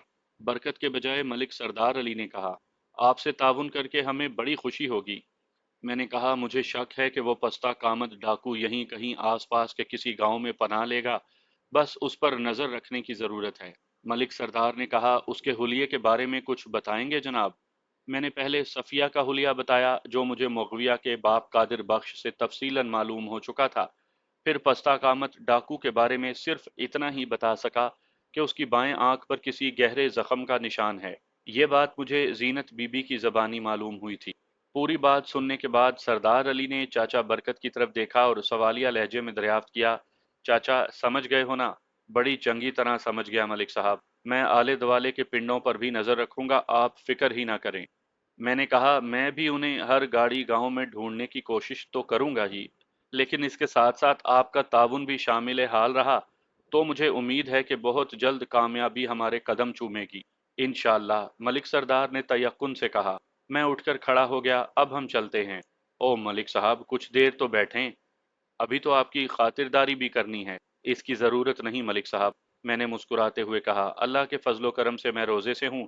खातिर तवाज़े उधार रही। ओ अच्छा अच्छा, चलें फिर रोज़ा खोल कर चले जाएं। नहीं, अभी थाने में बहुत ज़्यादा मसरूफियत है। मैंने बाहर की जानिब कदम बढ़ाते हुए कहा, इंशाअल्लाह बहुत जल्द दोबारा मुलाकात होगी। मलिक सरदार ने हमें रोकने की बहुत कोशिश की, लेकिन हम नहीं रुक सकते थे, इसलिए उसने हथियार फेंक दिए। अलबत्ता उसने इसरार करके 64 आमों का एक थैला हमें थमा दिया था। मैंने उसकी ख्वाहिश पूरी करते हुए मज़कूरा आमों का वो थैला अपने घोड़े पर बार कर लिया। फिर हम वापस थाने आ गए। जब हम थाने पहुंचे उस वक्त असर की अजान हो रही थी। नमाज से फारिग होने के बाद मैं अब तक की कारगुजारी की रिपोर्ट तैयार करने लगा। दूसरी सुबह मैं खुद एसपी साहब से जाकर मिला और इस सिलसिले में उनसे खसूसी ताउन की अपील की। उन्होंने अपने ताउन का भरपूर यकीन दिलाया। उसी रोज़ मैंने सादा लिबास पुलिस एहलकारों की मुख्तलिफ टोलियां तरतीब दी। हर टोली में 3 एहलकार शामिल थे। आप उसे एक मुख्तसर पुलिस पार्टी कह सकते हैं। मैंने उन्हें तमाम तफसीलात अच्छी तरह समझाने के बाद ख्याली हिंदू चक, एमनाबाद, छछरवाली और आसपास के दीगर गांवों की तरफ रवाना कर दिया। उन्हें पस्ता कामत, डाकू और सफिया का खोज लगाना था, निहायत होशियारी और चालाकी के साथ। उसके बाद मैं दफ्तरी कामों में मसरूफ हो गया। अगले रोज दराज कद डाकू की पोस्टमार्टम रिपोर्ट आ गई। उसकी मौत सर में लगने वाली गोली से हुई थी। इसके साथ ही एक सनसनीखेज खबर भी आई। मज़कूरा डाकू की शनाख्त हो गई थी। उसका नाम अल्लाह रखा उर्फ रखू बदमाश था। वो खोखर का रहने वाला था और गुज़िश्ता 4 साल से जेल में था। वो मुतअद्दिद जराइम की सज़ा काट रहा था। सबसे अहम इंकशाफ ये हुआ कि चंद रोज़ कबल वो जेल से फरार हुआ था। ये इंकशाफ होते ही कि रखू एक मफरूर कैदी था, मेरे जहन में तेज़ रोशनी के झमाके होने लगे। उस वक्त मुगविया की वालदा जीनत बीबी की जनून की कैफियत में कही हुई एक एक बात मुझे याद आने लगी। उसने पूरे यकीन के साथ कहा था कि पस्ता कामत डाकू उसे साजी जैसा लगा था, और उस वक्त मैंने जीनत की बात पर तवज्जो नहीं दी थी। लेकिन अब रखू के बारे में हकीकत जान लेने के बाद मेरा ज़हन चीख चीख कर कह रहा था कि यकीनन साजी भी जेल से फरार हो चुका होगा। अब इसकी तस्दीक बहुत ज़रूरी हो गई थी। मैंने कादिर बख्श को दराज का डाकू रखू की लाश दिखाई थी। उसने तस्दीक की थी कि वही शख्स उसके घर में डाका डालने आया था। उसी रोज़ मैंने अपने ज़राए से यह भी मालूम कर लिया कि साजी जेल से फरार हो चुका था। मुझे पता चला कि चंद रोज़ कबल डिस्ट्रिक्ट जेल से 3 अफराद फरार हुए थे, जिनमें सजावल उर्फ साजी, अल्लाह रखा उर्फ रखू और यूनस उर्फ यूना शामिल थे। एक इत्तला के मुताबिक ये सब कुछ जेल के अमले की मिली भगत से हुआ था। रखू अपने इबरतनाक अंजाम को पहुंच चुका था। साजी को हम पूरी सरगर्मी से तलाश कर रहे थे और यूना से हमें कोई खास वाकफियत नहीं थी। यूना के बारे में पता चला था कि वो किला दीदार सिंह का रहने वाला था। मैं इन्हीं सोचों में गुम था कि मेरे जहन में अचानक ख्याल आया कि इस सिलसिले में यूनस उर्फ यूना को भी चेक करना चाहिए। यूना का एड्रेस मैं अपने ज़राए से मालूम कर चुका था। दूसरे रोज़ मैं किला दीदार सिंह पहुंच गया। हालांकि इस बात की कभी उम्मीद नहीं थी कि साजी सफ़िया को लेकर किला दीदार सिंह पहुंचा होगा, क्योंकि उसने रखू के साथ जो रूट इख्तियार किया था वो एमनाबाद की तरफ जाता था। लेकिन फिर भी चेक करने में कोई हर्ज नहीं था। किला दीदार सिंह में ये खबर तो पहुंच चुकी थी कि यूना जेल तोड़कर फरार हो गया है, लेकिन उसने अपने इलाके का रुख नहीं किया था। मैंने भी तसल्ली कर ली कि यूना किला दीदार सिंह नहीं पहुंचा। वैसे भी मुझे यूना से कोई ख़ास दिलचस्पी नहीं थी, बस एक ज़िमनी इम्कान की खातिर मैंने उसे चेक किया था। ताहम दीदार सिंह के मुतल्लिका थाने के इंचार्ज को मैंने पूरी सूरत हाल बता दी थी और ताउन की दरख्वास्त भी की थी। आइंदा 3 रोज़ खामोशी से गुजर गए। चौथे रोज़ चाचा बरकत थाने आया। वो अपने साथ एक अहम इत्तला लाया था। मैंने फ़ौरन उसे अपने कमरे में बुला लिया। पहले तो मैं आपको मलिक सरदार साहब का सलाम पहुंचा दूं।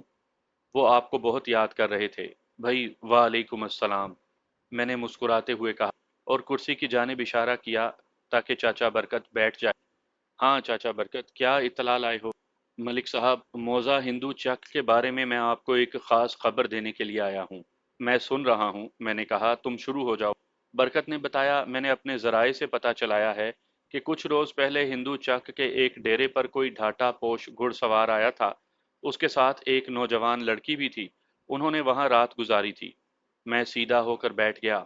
बरकत चाचा वाकई बहुत अहम खबर लाया था। मैंने बेताबी से पूछा, फिर क्या वो अब भी वहीं पर हैं? वो नफ़ी में सर हिलाते हुए बोला, नहीं, वो दूसरी सुबह वहां से चले गए थे। इस बारे में दो राय पाई जाती हैं। एक ख्याल के मुताबिक दूसरे रोज सुबह वो घुड़सवार अकेला ही वहां से रुखसत हुआ था, और दूसरा ख्याल ये है कि वो नौजवान लड़की भी उसके साथ ही रुखसत हुई थी। ये दोनों ख्याल या आरा किसकी हैं? ये दोनों ख्यालात मैंने खुद कायम किए हैं। अपनी तफ्तीश के बाद मैं खुद हिंदू चक गया था। फिर तुम किस नतीजे पर पहुंचे? मेरा मतलब है, तुम्हें अपना कौन सा ख्याल ठीक लगा? वो बोला, मैं उस डेरे पर मौजूद शख्स से भी मिला था। उसका नाम खुशी मोहम्मद है। खुशी मोहम्मद की ज़बानी मुझे पता चला कि उन दोनों ने वहां रात गुजारी थी, और वो घुड़सवार खुशी मोहम्मद का देरीना शनासा था। जबकि खुशी मोहम्मद के बयान के मुताबिक उसके साथ नौजवान लड़की उसकी बीवी थी, यानी घुड़सवार की बीवी। एक रात डेरे पर गुजारने के बाद वो दूसरी सुबह वापस चले गए थे। कहाँ चले गए थे? बरकत ने बताया, खुशी मोहम्मद के मुताबिक उन्हें बख्ते वाला जाना था। ये क्या कह रहे हो तुम? मैं तो वही बता रहा हूँ जो मुझे खुशी मोहम्मद से पता चला है। घुड़सवार ने खुशी मोहम्मद को बताया था कि वो अपनी बीवी को उसके मैके एमनाबाद से लेकर आ रहा था, और अब अपने घर बख्ते वाला जाना चाहता था। ये तो बिल्कुल उल्टा ही चक्कर हो गया। जी हाँ, मुझे भी कोई गड़बड़ महसूस होती है, बरकत बोला। या तो खुशी मोहम्मद गलत बयानी से काम ले रहा है, या फिर घुड़सवार ही ने उससे झूठ बोला था। आप खुद खुशी मोहम्मद से मिलकर मालूमात हासिल कर लें। खुशी मोहम्मद के पास तो मैं अभी और इसी वक्त जाऊंगा। और तुम्हारे दूसरे ख्याल की वजह क्या है, यानी ये कि वो घुड़सवार दूसरी सुबह अकेला ही वहां से रुखसत हुआ था? वो बोला, मलिक साहब, चूंकि किसी भी शख्स ने सफिया नामी उस नौजवान लड़की को घुड़सवार के साथ जाते हुए नहीं देखा, इसलिए मैंने ये ख्याल किया। मैंने कहा, मेरी तरफ से मलिक साहब का बहुत बहुत शुक्रिया अदा करना और उन्हें मेरा सलाम भी कहना। ठीक है जनाब, अब मैं जाऊं? वो उठते हुए बोला। मैंने उसे जाने की इजाज़त दे दी। थोड़ी देर के बाद एएसआई असलम बाजवा मेरे सामने था। मैंने बरकत के जाने के बाद उसे अपने कमरे में बुलाया था। मैं चाहता था कि हम फौरी तौर पर हिंदू चक रवाना हो जाएं। वहां पर पहले ही हमारे 3 अहलकार सादा लिबास में थे, लेकिन हैरत की बात यह थी कि उनकी तरफ से अभी कोई इत्तला थाने नहीं पहुंची थी। पूरी बात सुनने के बाद असलम बाजवा ने कहा, मलिक साहब, हिंदू चक हम किस तरह जाएंगे? मैंने कहा, थाने में घोड़े तो होंगे ना? सिर्फ एक है, उसने जवाब दिया। ओह, मैं फिर कुछ सोचने लगा। मलिक साहब, अगर आपकी इजाज़त हो तो तांगे वगैरह का इंतज़ाम हो सकता है। बस तुम जल्द अज जल्द हिंदू चक पहुंचने का इंतज़ाम करो। कुछ भी करो, हमें पहली फुर्सत में वहां पहुंचना है। कुछ देर के बाद एएसआई एक तांगा पकड़ लाया। तांगा बान का नाम दिलावर था और उसके तांगे में एक सेहतमंद घोड़ा जुता हुआ था। मैंने दिलावर से कहा, हिंदू चक आने जाने के कितने पैसे लोगे? वो बेयकीनी से मुझे देखने लगा। मैंने उसे डांटते हुए कहा, मैंने ऐसी कौन सी अजीब बात कह दी? वो लुकनत आमेज लहजे में गोया हुआ, अब भी आपने किराए के बारे में ही पूछा है ना? हाँ हाँ, तुम इस कदर परेशान क्यों हो? वो बोला, माई बाप, हैरान इस बात पर हो रहा हूँ कि आज पहली मर्तबा किसी पुलिस वाले ने मुझ गरीब से किराए का पूछा है। वरना तो आप लोग धड़ल्ले से तांगे में सवार होते हो और जहां जाना हो वहां का नाम बताकर हुक्म चलाते हो। उसकी मासूमाना बातें सुनकर मुझे हंसी आ गई। मैंने नरम लहजे में कहा, दिलावर, पांचों उंगलियां एक जैसी नहीं होती। आपको देखकर तो यही लग रहा है। अगर इजाजत हो तो एक बात कहूं? मैंने इजाजत दे दी तो उसने कहा, जनाब, यहाँ तो पूरा आवे का आवा ही बिगड़ा हुआ है। आप पहले आदमी मुझे नजर आए हैं जो थानेदार होने के बावजूद भी मुझसे किराए की बाबत पूछ रहे हैं। मैंने वक्त जाया करने के बजाय कहा, हाँ भाई, मैं थानेदार जरा वक्री टाइप का हूँ। मैंने हिंदू चक आने जाने का किराया 5 रुपए ठहरा लिया। इसके साथ ही मैंने दिलावर को बताया कि वहां कुछ देर भी लग सकती है। वो तो खुशी से फूला नहीं समा रहा था। बोला, जनाब, 5 रुपए में तो मैं पूरे 5 दिन भी आपकी खिदमत में रह सकता हूँ। हम हिंदू चक पहुंचे तो उस वक्त 10 बज चुके थे। उस रोज बरकत चाचा सुबह ही सुबह थाने पहुंच गया था। उसने मुझे बताया था कि चूंकि आज उसे गांव में बहुत ज्यादा काम था, इसलिए मलिक सरदार अली ने जल्द ही उसे वापस आने को भी कहा था। खुशी मोहम्मद के डेरे तक पहुंचने में हमें कोई दुश्वारी नहीं हुई। वो डेरा गांव से जरा हट कर बाहर बना हुआ था। दरअसल वो डेरा चौधरी हक नवाज का था और खुशी मोहम्मद चौधरी का मुलाजिम था, जो डेरे पर रहते हुए काश्तकारी के मुख्तलिफ अमूर की निगरानी करता था। खुशी मोहम्मद उस वक्त डेरे पर मौजूद था। उसकी उम्र लगभग 30 साल होगी। वो हमें देखते ही घबरा गया और डेरे के अंदरूनी हिस्से की जानिब जाने लगा। मैंने उसे तेज आवाज में पुकारा, ओए, रुक जाओ। وہ رک گیا اور سراسیما نظروں سے ہمیں دیکھنے لگا۔ اس وقت ہم باقاعدہ وردی میں تھے۔ میں نے کڑک کر پوچھا، تم ہی خوشی محمد ہو؟ جی میں ہی ہوں خوشی محمد، وہ منمنایا۔ میں نے پوچھا، کیا بات ہے خوشی محمد، تم نے کیا جرم کیا ہے؟ سرکار میں نے تو کوئی جرم نہیں کیا۔ پھر ہم پر نظر پڑتے ہی اندر کی جانب کیوں کھسک رہے تھے؟ تمہارا انداز ایسا تھا جیسے تم ہم سے ڈر کر بھاگ رہے ہو، کیوں؟ وہ بولا، سچ سچ بتا دوں؟ ہاں ہاں بتاؤ، اے ایس آئی نے کہا۔ سرکار، دراصل میں آپ کی وردی کو دیکھ کر ڈر گیا تھا۔ سنا ہے پولیس والے بہت خطرناک ہوتے ہیں۔ یہ تم نے کس سے سن لیا خوشی محمد؟ وہ بولا، جناب میں تو یہی جانتا تھا کہ پولیس والوں سے ڈرنا چاہیے۔ میں نے کہا، خوشی محمد، چوروں، اچکوں اور بدماشوں کو واقعی ہم سے ڈرنا چاہیے۔ وہ قدرے مطمئن ہو گیا، پھر بولا، جناب میں ابھی یہ نہیں سمجھ پایا کہ آپ میرے پاس کیوں آئے ہیں۔ یہ بھی پتہ چل جائے گا، میں نے کہا۔ ذرا ہمارے بیٹھنے کا تو انتظام کرو۔ وہ پیپل کے ایک درخت کے نیچے چار پائیاں بچھانے لگا۔ میں نے ڈیرے کا طائرانہ نظروں سے جائزہ لیا۔ وہ وسیع و عریض صحن والا ایک ڈیرا تھا جس میں جا بجا درخت لگے تھے۔ ڈیرے کے پچھلے حصے میں 3 نیچی چھتوں والے کمرے تھے۔ ڈیرے کی مغربی دیوار کے ساتھ چارہ کترنے والا ٹوکا نصب تھا۔ مشرقی دیوار کے ساتھ اینٹوں کی پختہ کھرلیوں پر چند مویشی بندھے تھے۔ خوشی محمد چارپائیاں بچھا چکا تو میں نے کہا، خوشی محمد بیٹھیں گے تو ہم بعد میں، اطمینان کے ساتھ۔ پہلے ذرا میں ان کمروں کو چیک کرنا چاہتا ہوں۔ پھر میں نے ڈیرے کے پچھلے حصے میں بنے ہوئے کمروں کی جانب اشارہ کیا، جن میں سے 2 کے دروازے بند تھے۔ میری بات سن کر خوشی محمد کے چہرے پر ایک رنگ سا آ کر گزر گیا۔ وہ نظریں چراتے ہوئے بولا، آپ ان کمروں میں کیا چیک کرنا چاہتے ہیں؟ بس معمول کی کاروائی سمجھ لو۔ تمہیں پریشان ہونے کی ضرورت نہیں، تم نے کون سا جرم کیا ہے؟ اس کے ساتھ ہی میں نے ان کمروں کی جانب قدم بڑھا دی۔ سب سے پہلے میں نے اس کمرے میں جھانکا جس کا دروازہ کھلا تھا۔ وہ درمیانے سائز کا ایک عام سا کمرہ تھا۔ اندر 3 چارپائیاں بچھی تھی جن پر ڈبی دار کھیس بھی تھے۔ اس کے علاوہ ایک طرف دیوار میں طاق سا بنا ہوا تھا جس میں تیل کی بوتل، ایک عدد کنگا اور ایک چھوٹے سائز کا آئینہ بھی نظر آیا۔ میں نے کمرے کی ہر چیز کا جائزہ لیا، پھر چارپائیوں کے نیچے بھی جھانک کر دیکھا۔ وہاں مجھے جست کا ایک ٹرنک رکھا نظر آیا۔ میں نے خوشی محمد سے کہا، اسے کھول کر دکھاؤ۔ خوشی محمد نے ٹرنک کھولتے ہوئے پوچھا، سرکار آپ کو کس چیز کی تلاش؟ میں نے اس کے سوال کو نظر انداز کرتے ہوئے جستی ٹرنک کے اندر کا جائزہ لیا۔ اس میں کوئی قابل اعتراض چیز موجود نہیں تھی۔ چند جوڑی کپڑے کے علاوہ ایک دھاری دار رومال اور 2 بنیانیں تھیں۔ میں اس کمرے سے باہر نکل کر بند دروازوں والے کمرے کے سامنے آ کر کھڑا ہوا۔ پھر خوشی محمد سے پوچھا، ذرا یہ کمرے تو کھول کر دکھاؤ خوشی محمد۔ ان کمروں میں کوئی خاص چیز نہیں ہے جناب، فضول سا سامان بھرا ہے ان کے اندر۔ میں نے کہا، میں وہی فضول سامان دیکھنا چاہتا ہوں۔ پھر اس نے اپنی ڈب میں سے چابیوں کا ایک گچھا نکال کر وہ کمرے کھول کر ہمیں دکھانے لگا۔ ایک کمرے کے اندر خشک چارے کا بہت بڑا ڈھیر تھا۔ دوسرے کمرے میں مختلف زرعی آلات، خالی بوریاں، ٹوٹی ہوئی 2 چارپائیاں وغیرہ پڑی تھی۔ ان دونوں نیم تاریک کمروں میں سیلن کی وجہ سے خاصی ناگوار سی بو پھیلی تھی۔ میں نے دونوں کمروں کا تنقیدی جائزہ لیا، پھر خوشی محمد سے کہا، تم اب ان کمروں کو دوبارہ بند کرو اور ہمارے پاس پیپل کے نیچے آ جاؤ، باقی باتیں وہیں پر ہوں گی۔ جب ہم وہاں بیٹھ چکے تو میں نے اسے مخاطب کرتے ہوئے کہا، خوشی محمد، اب میں تم سے کچھ ضروری سوالات کرنا چاہتا ہوں، مجھے امید ہے کہ تم ٹھیک ٹھیک جواب دو گے۔ وہ بولا، جناب میں نے اب تک ایک بھی جھوٹ نہیں بولا، آپ پوچھیں کیا پوچھنا چاہتے ہیں۔ میں نے پوچھا، تم چودھری کے پاس کب سے ملازم ہو؟ جناب 10 سال سے زیادہ ہو گئے ہیں، اس نے جواب دیا۔ میں نے کہا، مجھے پتا چلا ہے کہ تم یہاں اکیلے رہتے ہو، تمہارے بیوی بچے کہاں ہیں؟ میں نے ابھی تک شادی نہیں کی، خوشی محمد نے بتایا۔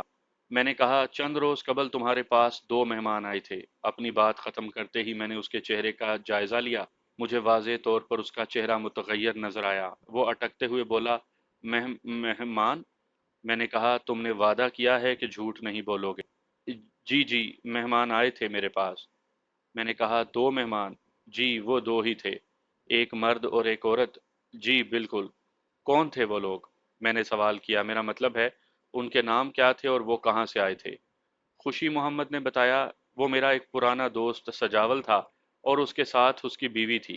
خوشی محمد کے منہ سے سجاول کا نام سن کر میں چونکے بغیر نہ رہ سکا، یعنی زینت کا شبہ 100% درست ثابت ہو رہا تھا۔ میں نے اگلا سوال کیا، تمہارے دوست ساجی کی بیوی کا نام کیا تھا؟ میں نے دانستہ سجاول کے ساتھ ساجی کا لفظ بھی استعمال کیا تھا۔ ताकि खुशी मोहम्मद के चेहरे पर उस लफ्ज़ का रद्द अमल देख सकूं।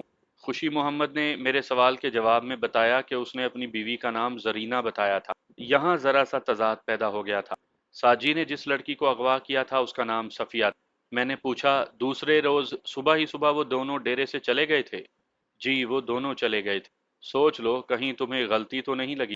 क्या दोनों ही दूसरी सुबह रुखसत हो गए थे? जी जनाब, वो दोनों ही चले गए थे। मैंने पूछा, तुमने उनसे पूछा था कि वो कहाँ से आए थे और किस तरफ जा रहे थे? जनाब, वो एमनाबाद से आए थे और मोहल्ला बख्ते वाला जा रहे थे।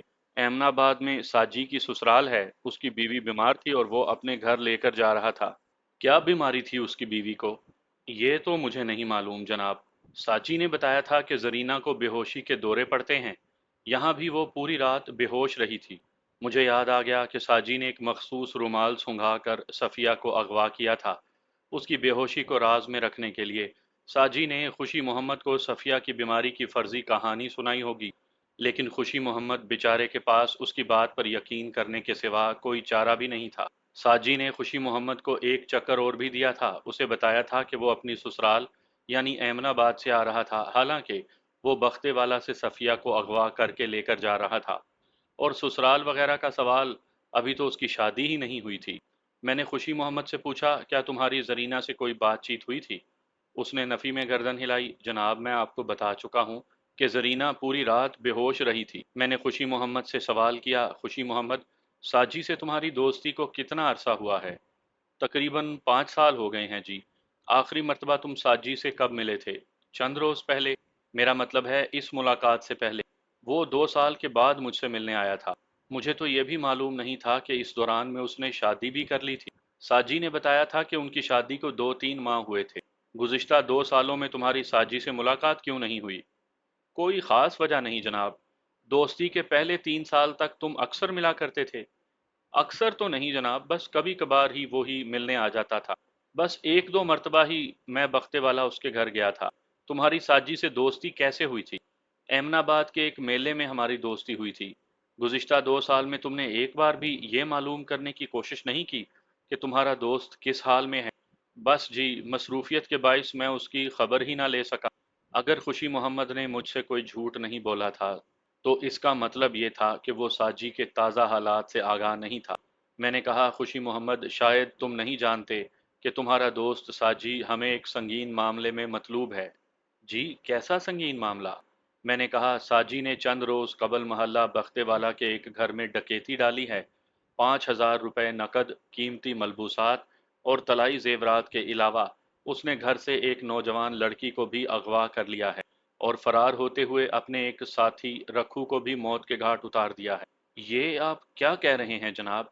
और साजी के साथ उसकी बीवी जरीना नहीं, बल्कि मोगविया सफिया थी, जिसे उसने नींद आवर दवा वाला रुमाल सुंघा कर अगवा किया था। और तुम्हारी इत्तला के लिए ये भी बता दूं कि इस वारदात से पहले भी वो बहुत से चांद चढ़ा चुका है। फिर मैंने तफसीलन खुशी मोहम्मद को साजी के जेल जाने और जेल को तोड़कर फरार होने की दास्तान सुनाई। वो गैर यकीनी अंदाज में मेरी तरफ देखता रहा, लेकिन मुंह से कुछ ना बोला। आखिर में मैंने कहा, मैं उसी की तलाश में यहाँ आया हूँ। मेरे मुखबिर ने मुझे बताया था कि वो एक रात तुम्हारे डेरे पर ठहरा था। जी, वो मेरे डेरे पर ठहरा ज़रूर था, लेकिन आपने उसके बारे में जो बातें बताई हैं, मैं उनसे मुत्तलिक आगाह नहीं था। वो काफ़ी खौफजदा नजर आ रहा था। मैंने लोहा गर्म देखते हुए चोट लगाई। खुशी मोहम्मद, तुमने मेरे एक सवाल के जवाब में बताया है कि वो दोनों दूसरी सुबह वापस चले गए थे। जी, वो दोनों ही चले गए थे। लेकिन खुशी मोहम्मद, मुझे बाखबर जराए से मालूम हुआ है कि साजी सुबह अकेला ही यहाँ से गया था। वो एक लम्हे के लिए गड़बड़ा गया, फिर संभलते हुए बोला, आपको किसी ने गलत बताया होगा जी, वो दोनों ही सुबह चले गए थे। अगर बाद में तुम्हारी बात झूठी साबित हुई तो याद रखना, मैं तुम्हारा बहुत बुरा हशर करूंगा। सिर्फ यही बात नहीं, बल्कि तुम्हारे बयान का अगर कोई भी हिस्सा नाकिस साबित हुआ तो मैं तुम्हें सख्त से सख्त सजा दूंगा। ये वार्निंग मैंने महज इसलिए दी थी कि अगर वो कोई बात छुपा रहा था तो उसे उगल दे। वैसे मैंने उसके बयान से अंदाज़ा लगा लिया था कि वो दरोग गोई से काम नहीं ले रहा। चाचा बरकत का साजी के अकेले वहां से रुखसत होने का ख्याल गलत भी हो सकता था। हम कुछ देर मजीद वहां बैठकर उठाए। खुशी मोहम्मद से काम की और कोई बात मालूम ना हो सकी। हम वापस थाने पहुंच गए। हिंदू चक का ये दौरा कामयाब या नाकामयाब रहा था, کامیاب ان معنوں میں کہ اس بات کی تصدیق ہو گئی تھی کہ ساجی ہی نے صفیہ کو اغوا کیا تھا اور ایک رات ہندو چک میں گزار کر وہ آگے بڑھ گیا، اور ناکامیاب اس حوالے سے کہ یہ پتہ نہیں چل سکا کہ وہ آگے کس طرف بڑھا تھا۔ ویسے ساجی نے نہایت ہوشیاری کا ثبوت دیتے ہوئے خوشی محمد کو زبردست چکمہ دیا تھا۔ اب مجھے یقین ہو گیا تھا کہ وہ ہندو چک سے نکل کر ایمن آباد ہی کی طرف گیا ہوگا۔ خوشی محمد نے بتایا تھا کہ زرینہ پوری رات بے ہوش رہی تھی۔ ایسی صورت میں دن کی روشنی میں اسے گھوڑے پر سوار کر کے سفر کرنا بڑا معنی خیز ہو جاتا۔ کیا ساجی نے واقعی ایسا کیا تھا؟ یہ سوال بار بار میرے ذہن میں سر ابھارتا تھا، لیکن اس کا جواب سامنے نہیں آ رہا تھا۔ ایک بات میں جانتا تھا، ساجی ایک مفرور قیدی تھا، اور جیل سے فرار کے بعد بھی اس نے اپنے جرائم کی فہرست میں لمبا چوڑا اضافہ کیا تھا۔ ان حالات میں اسے رات کے اندھیرے ہی میں چھپ کر سفر کرنا چاہیے تھا۔ میں نے خوشی محمد سے یہ بھی پوچھا تھا کہ آیا اس نے ساجی کے پاس کوئی ہتھیار وغیرہ دیکھا تھا، یا اس کے پاس سامان وغیرہ کیا کیا تھا؟ خوشی محمد نے بتایا تھا کہ ساجی کے پاس ہتھیار کے نام پر صرف ایک رائفل تھی اور سامان کی ایک پوٹلی بھی تھی۔ میں سمجھ گیا کہ رکھو والی رائفل اس نے راستے میں کہیں پھینک دی ہوگی، اور جس پوٹلی کا خوشی محمد نے ذکر کیا تھا اس میں یقیناً 5,000 کی نقدی اور صفیہ کے زیورات ہوں گے۔ ایک بات میرے لیے حیرت کا باعث تھی، میں نے جن 3 سادہ پولیس اہلکاروں کی پارٹی ہندو چک کی نگرانی کے لیے بھیجی تھی، ان سے اس روز کہیں ملاقات نہیں ہوئی اور نہ ہی ان کی کوئی جھلک دکھائی دی۔ بعد میں مجھے پتا چلا کہ وہ اس روز ایمن آباد میں منعقد ایک میلہ دیکھنے چلے گئے تھے۔ اس غیر ذمہ داری اور فرائض سے کوتاہی کی بنا پر میں نے ان تینوں کے ساتھ بہت سخت سلوک کیا تھا۔ میں اپنے ساتھ کام کرنے والوں کو جتنی زیادہ رعایتیں دیتا تھا، اتنی ہی زیادہ سختی بھی کرتا تھا۔ یہ بتانے کی ضرورت نہیں کہ جیل سے فرار ہونے والے مجرموں کی تلاش بڑے وسیع پیمانے پر ہو رہی تھی۔ ان تینوں میں سے اللہ رکھا عرف رکھو موت کے گھاٹ اتر چکا تھا، جبکہ باقی دو تاحال مفرور تھے۔ یونا میرے کیس کا حصہ نہیں تھا، اس لیے میری تمام تر توجہ ساجی پر مبذول تھی۔ یہ بات تو طے تھی کہ ساجی نے بختے والے کا رخ نہیں کرنا تھا، کیونکہ وہاں اتنا بڑا کارنامہ سر انجام دے گیا تھا کہ اس طرف منہ کرنا گویا خود کو چوہے دان میں پھنسانے والی بات تھی۔ میں دراصل قادر بخش کے گھر میں ہونے والی ڈکیتی کی واردات اور صفیہ کے اغوا کے سلسلے میں سر توڑ تفتیش کر رہا تھا۔ حکومتی سطح پر ساجی کی تلاش کا کام تو جاری ہی تھا، لیکن میں اپنے طور پر بھی اسے ڈھونڈ نکالنے کی اپنی سی پوری کوشش کر رہا تھا۔ اس سلسلے میں نے تمام سادہ لباس پولیس پارٹیوں کو واپس بلا لیا۔ اس کے بعد 4 سادہ لباس اہلکاروں پر مشتمل 3 پولیس پارٹیاں تیار کر کے انہیں ایمن آباد، کاموں کی اور وانڈو میں پھیلا دیا۔ میں نے ان پارٹیوں کو لیڈ کرنے والے اے ایس آئی حضرات کو خصوصی ہدایات جاری کی تھیں اور کچھ زیادہ اختیارات بھی تفویض کیے تھے۔ مجھے امید تھی کہ جلد ہی کوئی مفید اطلاع مجھ تک ضرور پہنچے گی۔ جن سادہ لباس پولیس اہلکاروں نے ہندو چک میں ڈیوٹی کے دوران غیر ذمہ دارانہ طرز عمل کا مظاہرہ کیا تھا، ان کو میں نے عرف عام میں کھڈے لین لگا دیا تھا۔ اب کچھ عرصے میں ان سے کوئی بھی اہم کام لینے کا میں ارادہ نہیں رکھتا تھا۔ سجاول عرف ساجی کی تلاش بڑی شد و مد سے جاری تھی۔ یہ کوئی 15 روز بعد کی بات ہے کہ اس وقت عید الفطر کو گزرے ہوئے بھی کافی روز ہو گئے تھے۔ ایک دن مجھے اطلاع ملی کہ وانڈو کی ایک با اثر سیاسی شخصیت کی حویلی میں ساجی کی جھلک دیکھی گئی ہے۔ وہ میرے لیے انتہائی اہم اطلاع تھی۔ میں نے صوبے خان، حوالدار اور 2 ہوشیار قسم کے سپاہیوں کو ساتھ لیا اور ساجی کی گرفتاری کی پوری تیاری کے ساتھ وانڈو کی جانب روانہ ہو گیا۔ اس وقت ہم سادہ لباس میں تھے۔ میرے لیے یہ امر باعث مسرت تھا کہ حکومتی سطح پر کی جانے والی کوششوں سے پہلے ہی میں نے ساجی کو ڈھونڈ نکالا تھا۔ مجھے وانڈو میں ساجی کی موجودگی کی جو اطلاع دی گئی تھی وہ مبنی بر صداقت تھی۔ وہ خبیث انسان واقعی رانا ظفر اقبال کی حویلی میں موجود تھا۔ رانا ظفر اقبال وانڈو کی ایک با اثر سیاسی شخصیت تھا اور پورے علاقے میں اس کا خاصا رعب اور دبدبا تھا۔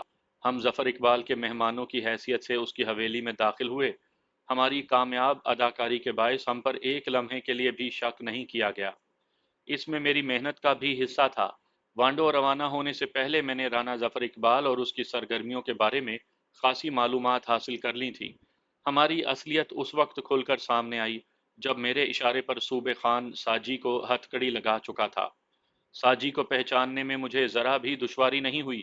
اس کی بائیں آنکھ پر زخم کا گہرا نشان اور بقول زینت بی بی ساجی کے فٹے منہ صورت اس کو پہچاننے کے لیے کافی تھی۔ ساجی کی گرفتاری کے موقع پر رانا ظفر اقبال نے مزاحمت کی کوشش کی، तो मैंने खालिस थाने दाराना लहजे में कहा, राना साहब, आप ज़रा ठंडे होकर बैठे रहें और कार्य सरकार में मुदाखलत की कोशिश ना करें, वरना मैं आपसे भी सख्ती बरतने पर मजबूर हो जाऊंगा। वो गुस्से से लाल पीला होते हुए बोला, आप मुझे धमकी दे रहे हैं और मेरी ही हवेली पर, यानी राना जफर इकबाल को धमकी? ये धमकी नहीं बल्कि मेरी जानिब से आपको पहली और आखिरी नसीहत है, मैंने उखड़े हुए लहजे में कहा। इसके बाद मैं डायरेक्ट कार्रवाई करूंगा। मेरे खिलाफ क्या सबूत है आपके पास? आपने अगवा और डकैती के एक मुजरिम और मफरूर कैदी को पनाह दे रखी है। मैंने कहा, क्या ये कम संगीन जुर्म है? अभी तो आपकी हवेली से मैंने सफिया को भी बरामद करना है। आपको मेरी ताकत का अंदाज़ा नहीं है मलिक साहब, मुझे सिर्फ खुदा की ताकत का अंदाज़ा है, मैंने तुर्की ब तुर्की जवाब दिया। बाकी तमाम ताकतें आनी जानी हैं राना जी। और एक बात कान खोल कर सुन लें, मैं डिस्ट्रिक्ट हेडक्वार्टर में पक्की इत्तला देकर और एसपी साहब के मशवरे से यहाँ आया हूँ, इसलिए ज़्यादा अकड़ फूं दिखाने की कोशिश ना करें, वरना आप भी खामखा किसी लंबे चक्कर में फंस जाएंगे। मैंने डिस्ट्रिक्ट हेडक्वार्टर और एसपी साहब का तज़करा दानिस्ता किया था, हालांकि इसमें कोई हकीकत नहीं थी। मेरी ये धौंस काम दिखा गई। राना इकबाल दोस्ताना रवैये पर उतर आया। मलिक साहब, आप तो खामखा गर्मी दिखाने लगे।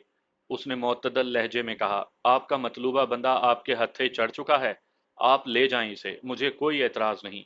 उसने इतनी तेजी से कैंचली बदली थी कि मैं हैरान रह गया था। मैंने बदस्तूर सख्त लहजे में कहा, सिर्फ इस एक बंदे से बात नहीं बनेगी राना साहब, मैं सफ़िया की वापसी भी चाहता हूँ। वो ज़ेरे लब मुस्कुराते हुए बोला, इस सिलसिले में मैं आपकी कोई मदद नहीं कर सकूंगा, क्योंकि साजी अकेला ही यहाँ पहुंचा था। सफ़िया के बारे में इसने मुझे कुछ नहीं बताया। मैंने कहर आलूद नज़रों से साजी को घूरा। ओए हराम के तुखम, तुमने उस बहन के साथ क्या किया है? वो खामोशी से ज़मीन को घूरने लगा। हवालदार सूबे खान ने उसके गाल पर एक थप्पड़ रसीद करते हुए कहा, बोलता क्यों नहीं सूअर की औलाद? राना जफर इकबाल ने दखल दर माकूलात करते हुए कहा, मलिक साहब, मेरा ख्याल है ये थानेदाराना मामलात आप इसके साथ थाने में जाकर निपटाएं। मैं एक इज्जतदार आदमी हूँ, मेरी हवेली में ये शोर शराबा मुनासिब नहीं होगा। उसकी बात मुझे माकूल भी लगी और नागवार भी गुजरी। ये बात तो ठीक थी कि तफ्तीश के मामला थाने में ही बेहतर लगते हैं, लेकिन ये कि वो एक इज्जतदार आदमी था, इससे मुझे इत्तफाक नहीं था। मेरे ख्याल में लोग उसकी इज्जत नहीं करते बल्कि उससे डरते थे। मुझे जब यकीन हो गया कि सफ़िया राना जफ़र इकबाल की हवेली में नहीं थी और ना ही वो उसके बारे में कुछ जानता था, तो हम साजी को अपने साथ लेकर वापस थाने आ गए। असल मुजरिम हमारे हाथ लग गया था। अब उसे मुग़विया के बारे में मालूम करना कोई मुश्किल काम नहीं था। मैंने सोचा था कि अगले रोज़ ही अपने सीनियर अफसरों को साजी की गिरफ्तारी के बारे में बताऊंगा। दरअसल मैं उस रात साजी से वो तमाम बातें उगलवाना चाहता था जो मेरे केस से मुतल्लिक थी। थाने आकर मैंने साजी को अपने कमरे में बुलाया और दो टोक अल्फाज में कहा, देखो साजी, मैं थानेदार हूँ ज़रा दूसरी किस्म का।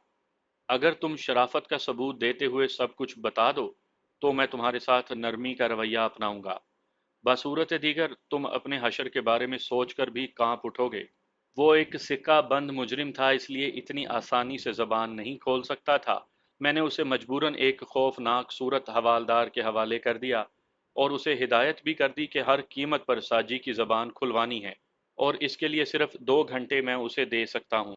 उसके बाद वो हवालदार साजी को ट्रायल रूम में ले गया, जिसे आमतौर पर हम ड्राइंग रूम भी कहते हैं।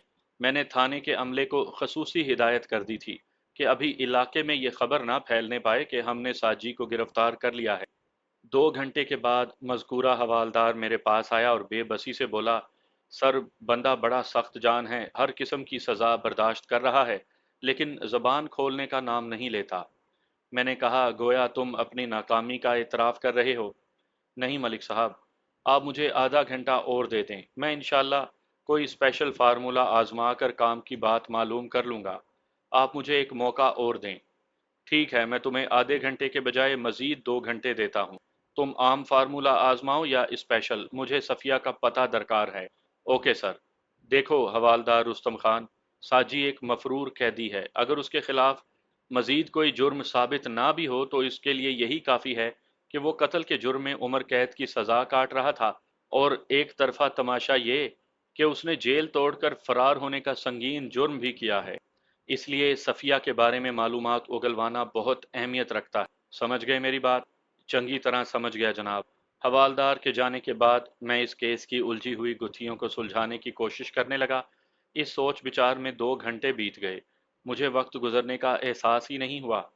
जब हवालदार ने मेरे कमरे में आकर ये नवीद सुनाई कि जनाब बंदा बिल्कुल तैयार है, आप उससे जो चाहें पूछ सकते हैं, तो मैंने चौंक कर घड़ी की तरफ देखा और हवालदार से पूछा, इतनी जल्दी वो कैसे मान गया? हवालदार हैरत में बोला, जनाब इतनी जल्दी नहीं, पूरे 2 घंटे लगे हैं। रुस्तम खान, ले आओ साजी को मेरे कमरे में।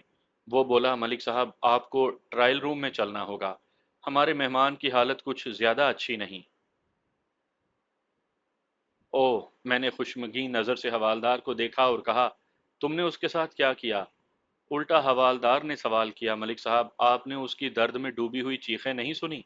मैं कोई जवाब दिए बगैर हवालदार के साथ ट्रायल रूम में आ गया।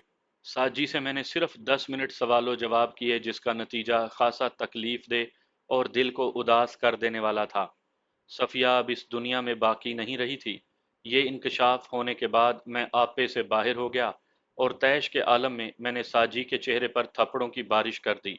बाद में मुझे अपने इस अमल पर पशेमानी भी हुई। इंसान को जज्बात की रो में बहकर ऐसा रवैया इख्तियार नहीं करना चाहिए। बहरहाल उन दिनों मेरी जहनी कैफियत कुछ ऐसी ही हो रही थी। इंसान चाहे कितना भी असूल परस्त और सख्त दिल क्यों ना हो, वो अपने मौजूदा हालात से मुतासिर ज़रूर हुआ है। मजबूत से मजबूत आसाब का मालिक शख्स भी किसी जज्बाती मरहले में इंतहाई कमज़ोरी का मुजाहरा करने पर मजबूर हो जाता है। सफिया के हसरतनाक अंजाम ने थोड़ी देर के लिए मुझे जज्बाती हिसार में ले लिया था।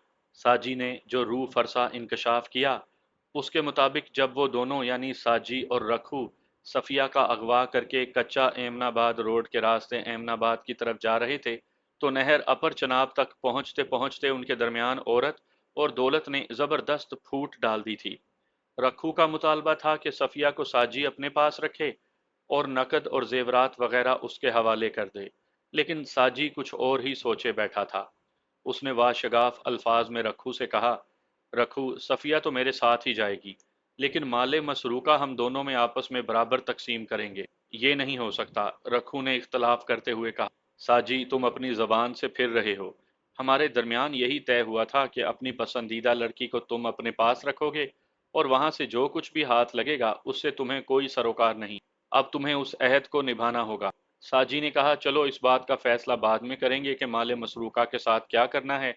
फिलहाल तो हमें सबसे पहले अपने खुफिया ठिकाने पर पहुंचना चाहिए।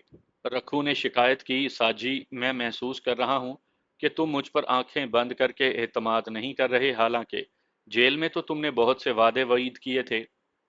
तुम्हें मुझसे बेएतमादी की क्या शिकायत है? साजी ने इस्तफसार किया। रखू बोला, अभी तक तुमने मुझे ये नहीं बताया कि वो खुफिया ठिकाना कहाँ है जहां हम रूपोश होंगे। तुम्हारा शिकवा बजा है दोस्त। दरअसल वो कोई बाकायदा खुफिया ठिकाना नहीं, यहाँ नज़दीक ही एक डेरे पर मेरा एक दोस्त रहता है। ये रात हम उसके पास गुजारेंगे, बाद की बाद में देखी जाएगी। तुम मुझे कोई चक्कर देने की कोशिश में तो नहीं हो?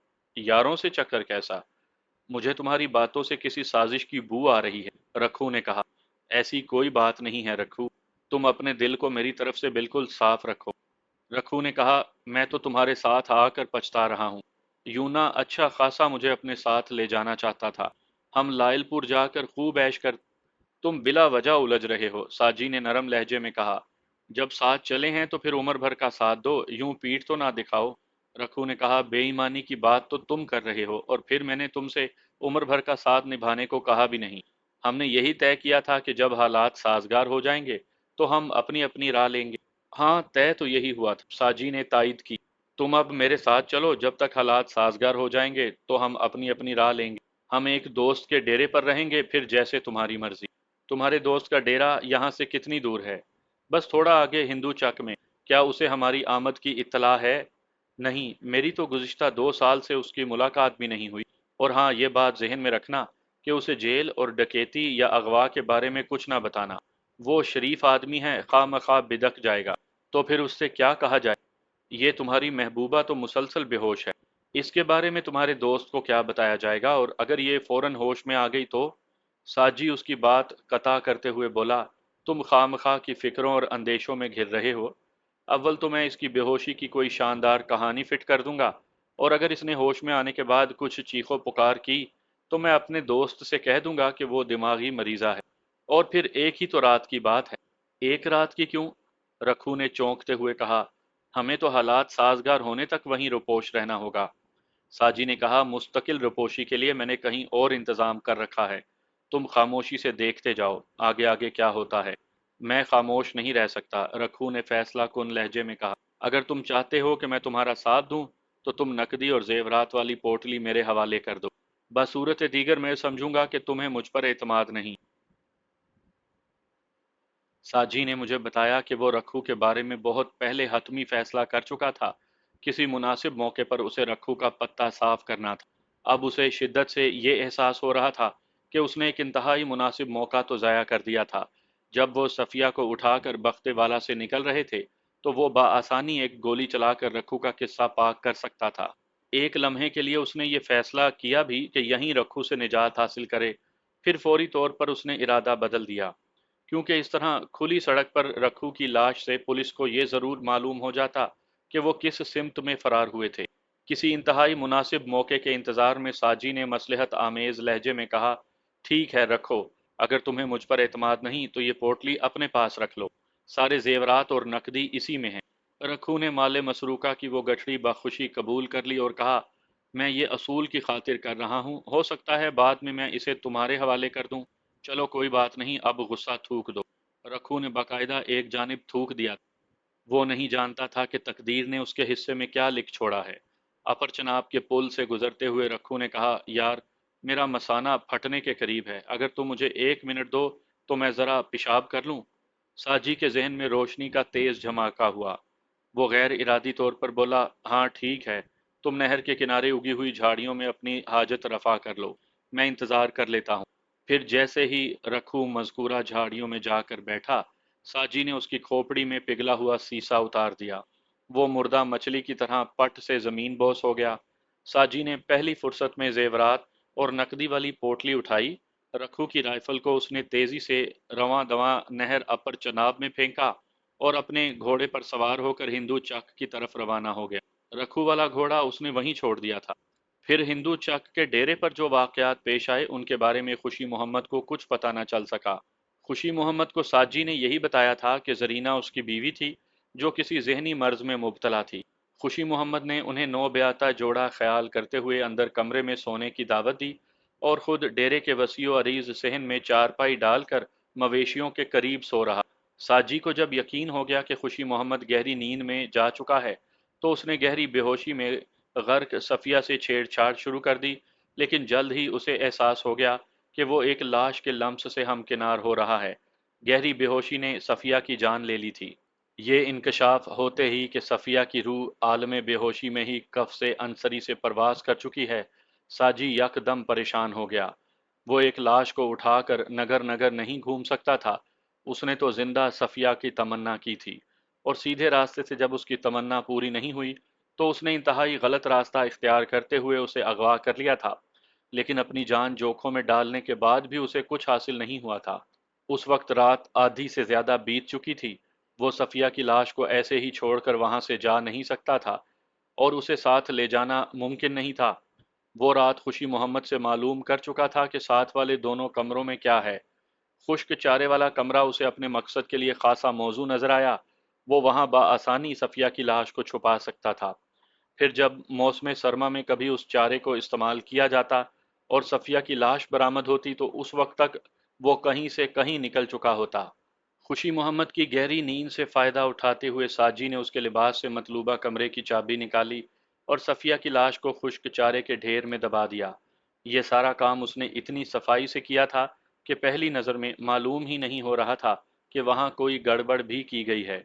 फिर सुबह होने से पहले वो कीमती पोटली के साथ डेरे से रवाना हो चुका था। बिला आखिर वो मुख्तलिफ जगहों पर आर्जी पड़ाव करते हुए वांडो में राना जफर इकबाल की हवेली पहुंच गया।